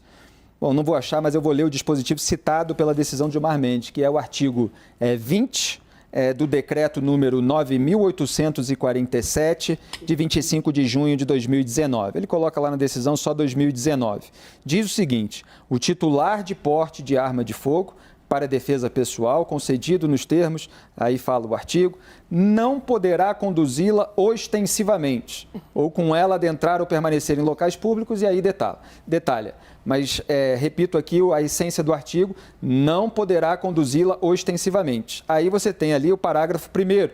A inobservância ao disposto neste artigo implicará na cassação do porte de arma de fogo e na apreensão da arma pela autoridade competente que adotará as medidas legais pertinentes. Então, Yuri, o titular de porte de arma de fogo não poderá conduzi-la ostensivamente, foi avaliado que ela conduziu ostensivamente contra aquele que a havia ofendido só verbalmente, não a agrediu, de acordo com o relato policial e com as imagens que a gente viu. Ela não observou, então a inobservância implica na cassação do porte de arma de fogo e na apreensão da arma.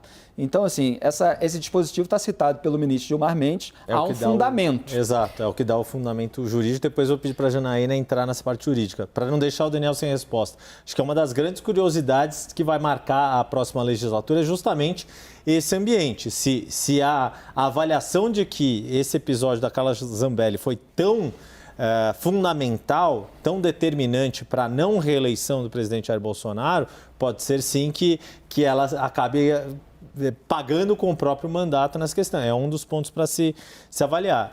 Eu confesso, Felipe, deixando a parte jurídica aqui para a Janaína entrar, e acho que não foi por um acaso da edição aqui do programa. A gente falou desse episódio do ministro Barroso sendo hostilizado também num ambiente público, ainda que mais controlado, que era um aeroporto, e não tomando qualquer tipo de reação. E a deputada Carla Zambelli, aí a gente está falando de duas figuras públicas, duas autoridades, é uma deputada federal, eleita com mandato, é uma autoridade, reagindo da forma como reagiu. Imagina se tivesse acontecido o oposto. Acho que tem uma potencial diferença aí. Que, falando hipoteticamente, eu não sei... Não, total hipoteticamente. Falando hipoteticamente... Só estou dizendo, imagina se a reação dos indivíduos envolvidos, sim, que foram alvo de hostilidades por pessoas que pensam diferente, se a reação tivesse sido trocada. Não, eu entendo, mas o que eu acho que tem de diferente? E vou falar caso hipotético. Se tem uma pessoa próxima a você ameaçando você, eu não sei se esse é o caso, lá do negócio da Carla, eu sei que xingou, não sei o quê, mas uma pessoa que está ameaçando a sua integridade física, que não foi o caso do Barroso, as pessoas estavam longe, gritando de longe, ninguém estava ali em cima. Mas não foi avaliado, né, só para deixar claro, a ameaça de integridade física. Não. Tinha um homem ali, de fato, que proferiu uma ofensa verbal. Agora, todo o relatório, todas as imagens não mostram uma agressão física. Mas veja, não é agressão, é ameaça de agressão. Se você... Não, mas a própria ameaça ela foi descartada. Tudo bem, mas eu estou dizendo hipoteticamente. Se tem um cara de 2 metros em cima de uma mulher próximo, gritando, falando alto e xingando, a mulher deveria ter o direito de afastar o perigo iminente à sua integridade física usando força proporcional. Então, isso eu acho que tem que ser respeitado sempre. Você tem que, naquele momento, poder... E se ela tem o porte de arma, ela poderia falar, estou armada, ela poderia, eventualmente, falar, sai de perto de mim, você está representando uma ameaça... Mas, ela não estava sozinha. Ok, eu estou dizendo hipoteticamente, é que eu não sei... É que eu acho que a comparação só é possível se a gente pegar os dois casos de forma Vamos lá, na declaração dela, ela falou, e eu não vou aqui ficar disputando os fatos, mas ela falou que tinha 5 caras em cima dela. Ela botou ali no negócio que a gente leu aqui, tinha 5 pessoas.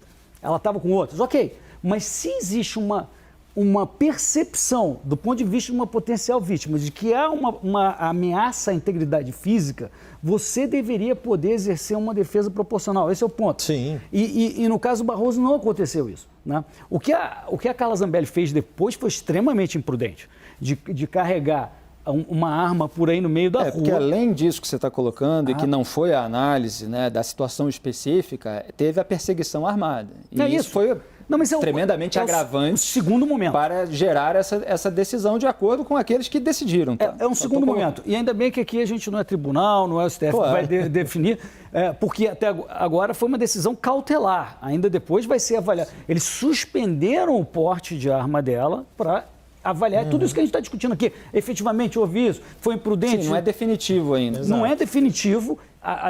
O definitivo pode envolver o cancelamento do porte de arma dela e pode, inclusive, achar que ela cometeu uma outra ilegalidade qualquer. Isso é uma outra discussão. Mas o ponto se você tem um momento de ameaça à integridade física, você tem que poder se defender. Senão você vai sempre ficar à mercê. Eu imagino que o nosso código deva abarcar esse tipo de coisa. É a legítima defesa. Acredito que sim. Está havendo uma ameaça iminente. A minha comparação foi só do ponto de vista político. Muito bem, então seguimos em frente. Vamos aqui para a próxima pauta. Depois desse debate, a CNN, o ex-ministro-chefe da Secretaria de Governo de Bolsonaro, o general Santos Cruz, falou que não considera Bolsonaro como de direita. Santos Cruz afirmou que Bolsonaro é populista e prejudicou muito a direita. Segundo ele, foi inaceitável o ex-presidente não se manifestar durante 2 meses após as eleições. E criticou também o que chamou de viagem de fuga para Orlando, Miami, ali na Flórida, 2 cidades próximas. De acordo com Santos Cruz, isso descredencia Bolsonaro para liderar a oposição. Aliás, me parece que Bolsonaro pousou em Miami, foi para Orlando, tem um condomínio ali em que ele está hospedado, enfim.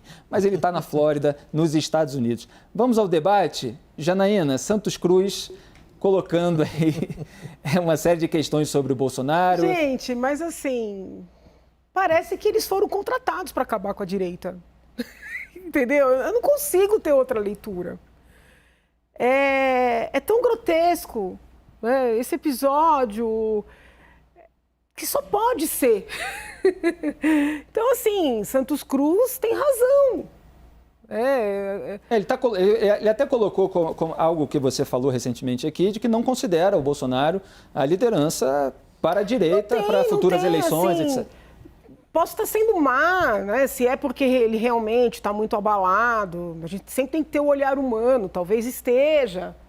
Agora, o que eles fizeram em termos de desconstrução, de perseguições, eu nunca vi esses bolsonaristas perseguindo esquerdista.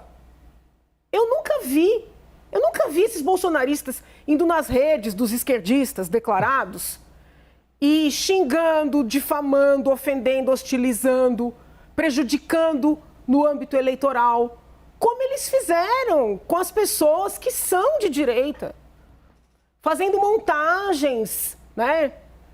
Tratando como comunistas, entende? Então, assim, parece que foi pensado. A Carla Zambelli é uma mulher muito experiente, uma mulher muito exposta, já passou por todo tipo de provocação. O que foi aquilo? Eu não estou falando do ponto de vista jurídico, tá? Sim. O ministro Gilmar é um ministro muito técnico. A pessoa pode gostar dele ou não, mas ele é um ministro muito técnico.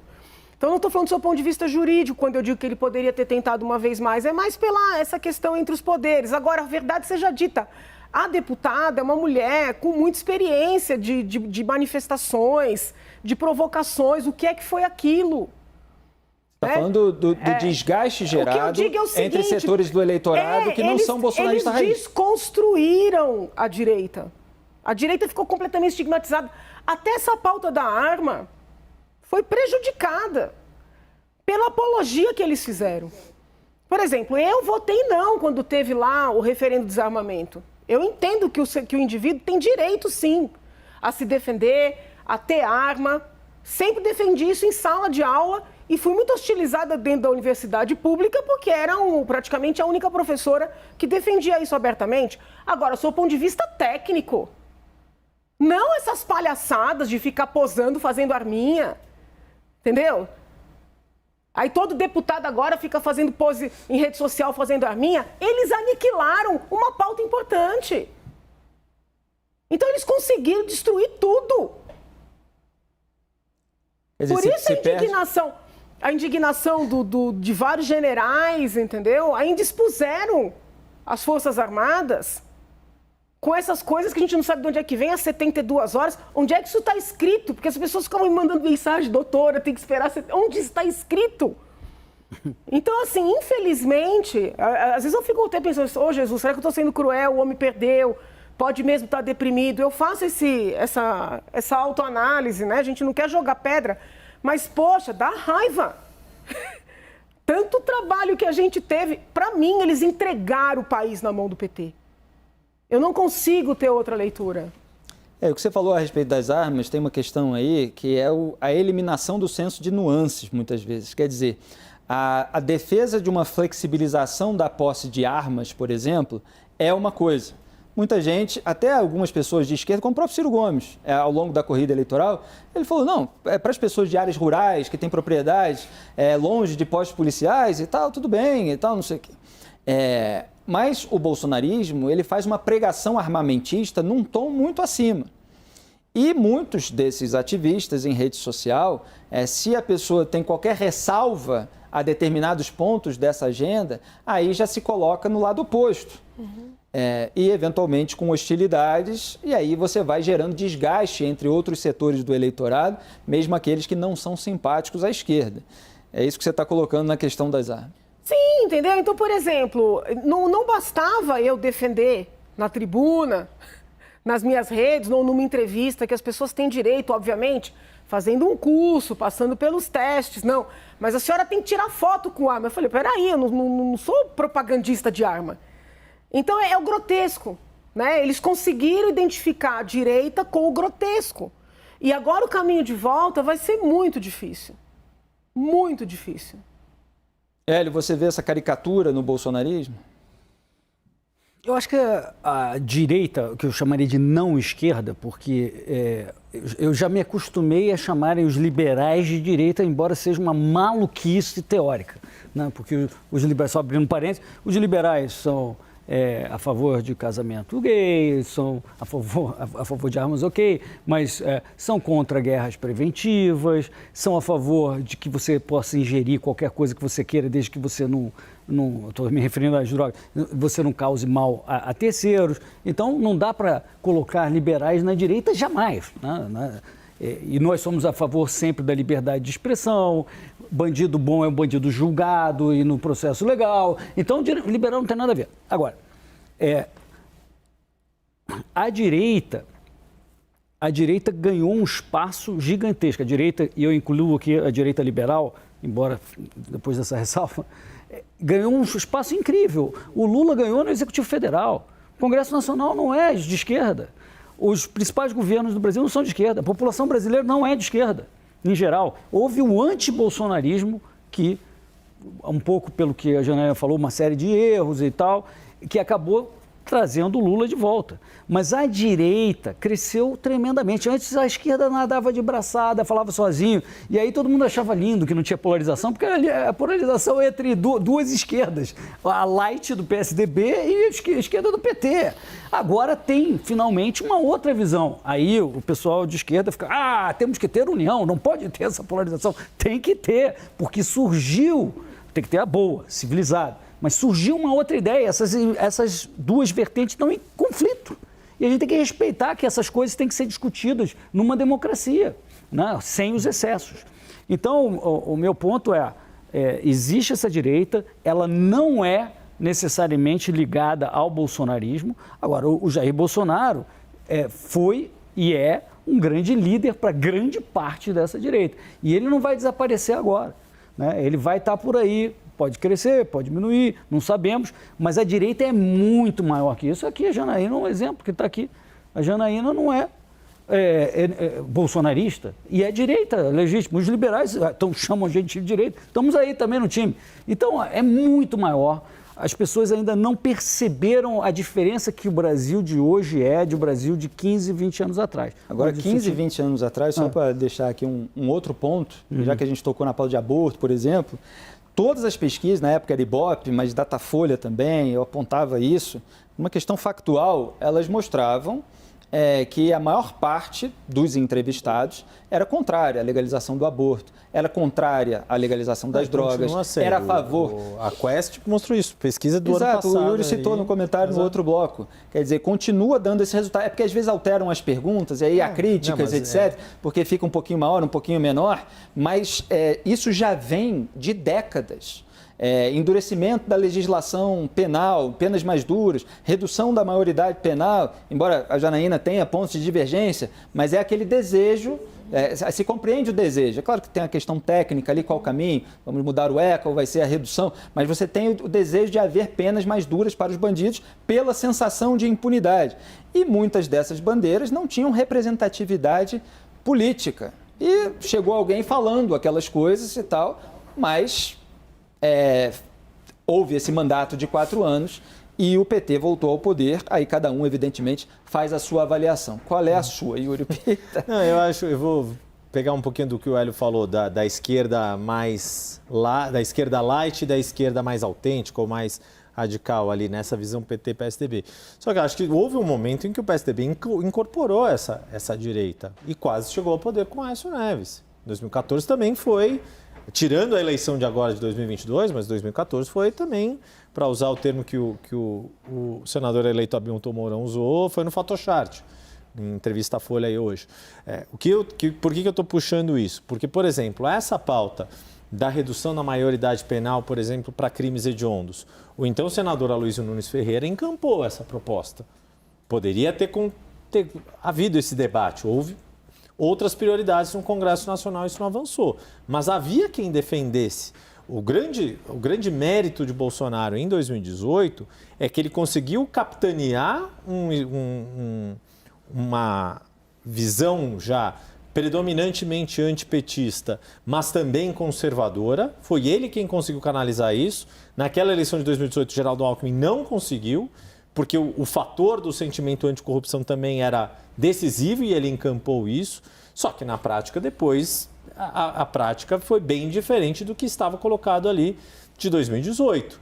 Né? Ele não conseguiu manter esta força, por exemplo, de defesa da bandeira anticorrupção, tanto que houve o rompimento com o Moro e só na 1ª hora do segundo turno que o Moro voltou para o lado dele. E as acusações do Ministério Público do Rio de Janeiro, Janeiro, de todo o desgaste ao longo do governo, da família, Ministério da Educação, orçamento secreto, etc, etc. Então, acho que, por que eu estou querendo dizer isso? Acho que o grande desafio, concordo que existe um desafio para a direita, é de conseguir ter um líder resiliente como o Lula é para a esquerda. Lula é o líder da esquerda há 40 anos, né? E pegando... não seja 40 anos, desde 89, quando ele chega à frente de Brizola. Se até lá o Brizola era a referência, se imaginava que em 89 era Lula e Brizola no segundo turno, Collor e Brizola no segundo turno, perdão. Se o Lula não tivesse nem chegado no segundo turno em 89, a história talvez tivesse sido outra. Mas o Lula tem uma resiliência, tanto que passou pelo que passou na Lava Jato, ficou 580 dias preso e foi eleito pela maioria da população. A grande questão vai ser Bolsonaro que vai conseguir ter a mesma resiliência de ter sido o primeiro presidente não reeleito e conseguir voltar a mobilizar, ou a direita vai precisar construir outra liderança? O governo Lula, eventualmente sendo bom ou ruim, vai contribuir para isso ou não? Sem dúvida que vai. Se o governo Lula não for bem sucedido, sem dúvida que vai. Sem dúvida que vai ajudar a direita a voltar ao poder. As coisas andam sempre juntas.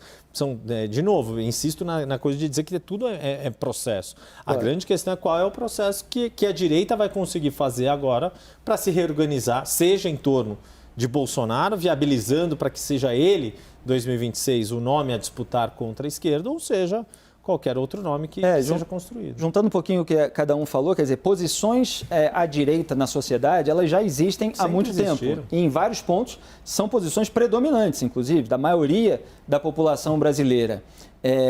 E aí o Hélio puxou um gancho que eu ia puxar também, agora me esqueci. Eu acho que cresceu muito, viu, a direita? Cresceu muito. Não, assim, você puxou o ponto falando que cresceu a direita, mas houve a eleição de muitos parlamentares à direita, de vários governadores à direita. Mas o Bolsonaro perdeu para o Lula. Então agora você tem aí uma discussão sobre quem vai exercer essa liderança. O Bolsonaro vai ter cacife para recompor, para unir novamente e trazer de volta aquele eleitorado que ele perdeu. E você sabe, Yuri, porque você passou a corrida eleitoral toda analisando os números aqui no nosso touch, que ele perdeu eleitores em São Paulo, no próprio Rio de Janeiro, em relação a 2018. Ele perdeu eleitores aqui na cidade de São Paulo. O Lula ganhou no primeiro e no segundo turno. O Haddad ganhou no primeiro e no segundo turno na cidade de São Paulo, que o rejeitou enquanto prefeito no primeiro turno. Primeiro prefeito candidato à reeleição que perdeu em primeiro turno. Na verdade, o primeiro candidato que perdeu em primeiro turno a eleição para a cidade de São Paulo. O Lula ganhou em Porto Alegre no primeiro e no segundo turno, num estado fortemente bolsonarista como o Rio Grande do Sul. Houve uma perda de eleitorado de Bolsonaro, embora no número absoluto ali tenha crescido um pouquinho, mas ele perdeu nos grandes centros. Exatamente. Daniel, quer falar? Diga.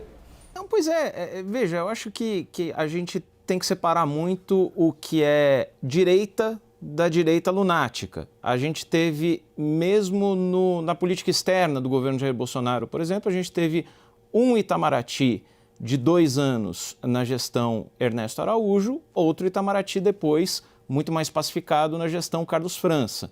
Então a gente tem tanto a direita que vai à tribuna da ONU, ataca o cacique Raoni, recebe o chanceler da França, vai cortar o cabelo, fala mal da mulher do Macron, e a gente tem a direita, observe que o Tarcísio Freitas, governador de São Paulo, e eu cito o Tarcísio porque ele é inclusive um dos candidatos a herdeiro do espólio bolsonarista, ele tomou posse no dia 1º com um discurso extremamente conciliador e sensato.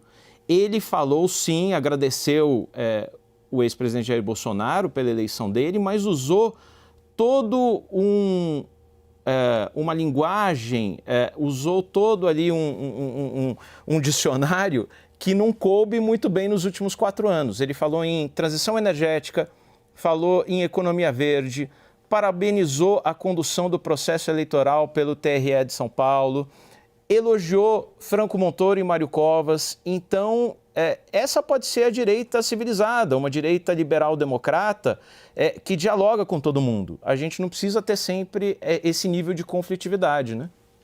De beligerância. Janaína, o Daniel citou o Tarcísio. Queria que você fizesse uma avaliação do potencial dele, de eventuais diferenças com o Bolsonaro também. Lembrando que tem Romeu Zema, reeleito como governador em Minas Gerais. No campo mais considerado centro-democrático, você tem Eduardo Leite no Rio Grande do Sul, mas que também está de olho nesse espaço. Ele que derrotou o bolsonarista Onyx Lorenzoni na eleição local. Tem vários parlamentares aí de uma leva que eventualmente poderão sobressair, mas o Tarcísio, governador aqui de São Paulo, você vê esse potencial nele? Eu acho que ele tem potencial para fazer um excelente governo aqui em São Paulo e tem que pensar nos próximos passos mais adiante, para não correr o risco de cair em armadilha. De verdade, eu acho que não é hora de debater presidência, não é hora. Tem muito desafio ainda para o próprio governo de São Paulo, é melhor focar. A lição João Dória. Vamos... gente, já deu tão errado isso, né? Deu tão errado. Não tem por que colocar Tarcísio, nesse momento, contra Lula no sentido de disputa. Lula vai ser o candidato. Se Lula estiver vivo e saudável, Lula vai ser candidato à reeleição. Eu não vejo, a não ser que os números mostrem que ele não tem chance, porque ele não vai para perder. Mas ele vai ser o candidato. Então, qualquer um da direita tem que pensar, se é que já está pensando, no candidato Lula. E o que você acha que pode ser uma marca de um governo paulista com um líder mais à direita? É você que foi deputado estadual, encerrando o mandato agora. Eu acho que o Tarcísio, como ele já vem com essa marca de realizações, de grandes obras, eu mesmo, na condição de deputada, eu sinto muita falta, né, daquele São Paulo com grandes obras, sabe, com grandes marcas. O governo do PSDB... faz muitas, assim, propõe, inicia, mas não consegue entregar. Foi muito da minha briga aqui Muitos processos de licitação e aí muitas impugnações, muitos processos de grandes obras judicializados, né? Eu cheguei a questionar, isso parecia meio que um modus operandi, sabe? Então, se ele conseguir destravar essas obras todas, que em certa forma estão já prontas aí para serem destravadas, acho que vai ser uma grande marca e tem tudo a ver com o perfil dele, né? Uma digitalização, se ele conseguir melhorar a educação no estado de São Paulo, conseguir tornar a saúde mais inteligente, tem muito retrabalho na saúde, muito dinheiro gasto indevidamente, não falta dinheiro, mas falta inteligência no processo. A pessoa faz um exame, demora tanto para mostrar o exame, tem que fazer de novo, com gasto de dinheiro público. Então, São Paulo é um país, né? Se ele focar a energia dele toda aqui e fizer um grande governo, naturalmente ele vai ser um potencial candidato. Hélio, quer complementar? O Tarcísio montou um secretariado que é um Dream Team. É impressionante. Na educação trouxe o FEDER, que é espetacular. Que mencionando. Eu acho que ele tem grande chance, sim, de crescer muito. Agora, eu não consideraria o Bolsonaro fora desse negócio, não. Como o Hittner falou de espólio. Eu acho que ele ainda tem um cacife grande e ele pode ressurgir, sim. Né? Eu acho que houve uma rejeição muito grande ao Bolsonaro por várias coisas que aconteceram, o que ele falava e tal, mas eu acho que ele tem ainda uma base muito sólida e eu não me surpreenderia se ele crescesse aí durante esse governo Lula. Muito obrigado, Hélio. Eu agradeço muito também ao Yuri Pita, analista de política da CNN, Janaína Pascoal, advogada, Hélio Beltrão, aqui comentarista, e Daniel Hittner, jornalista de política e economia. O CNN Arena termina aqui, CNN, você por dentro de tudo.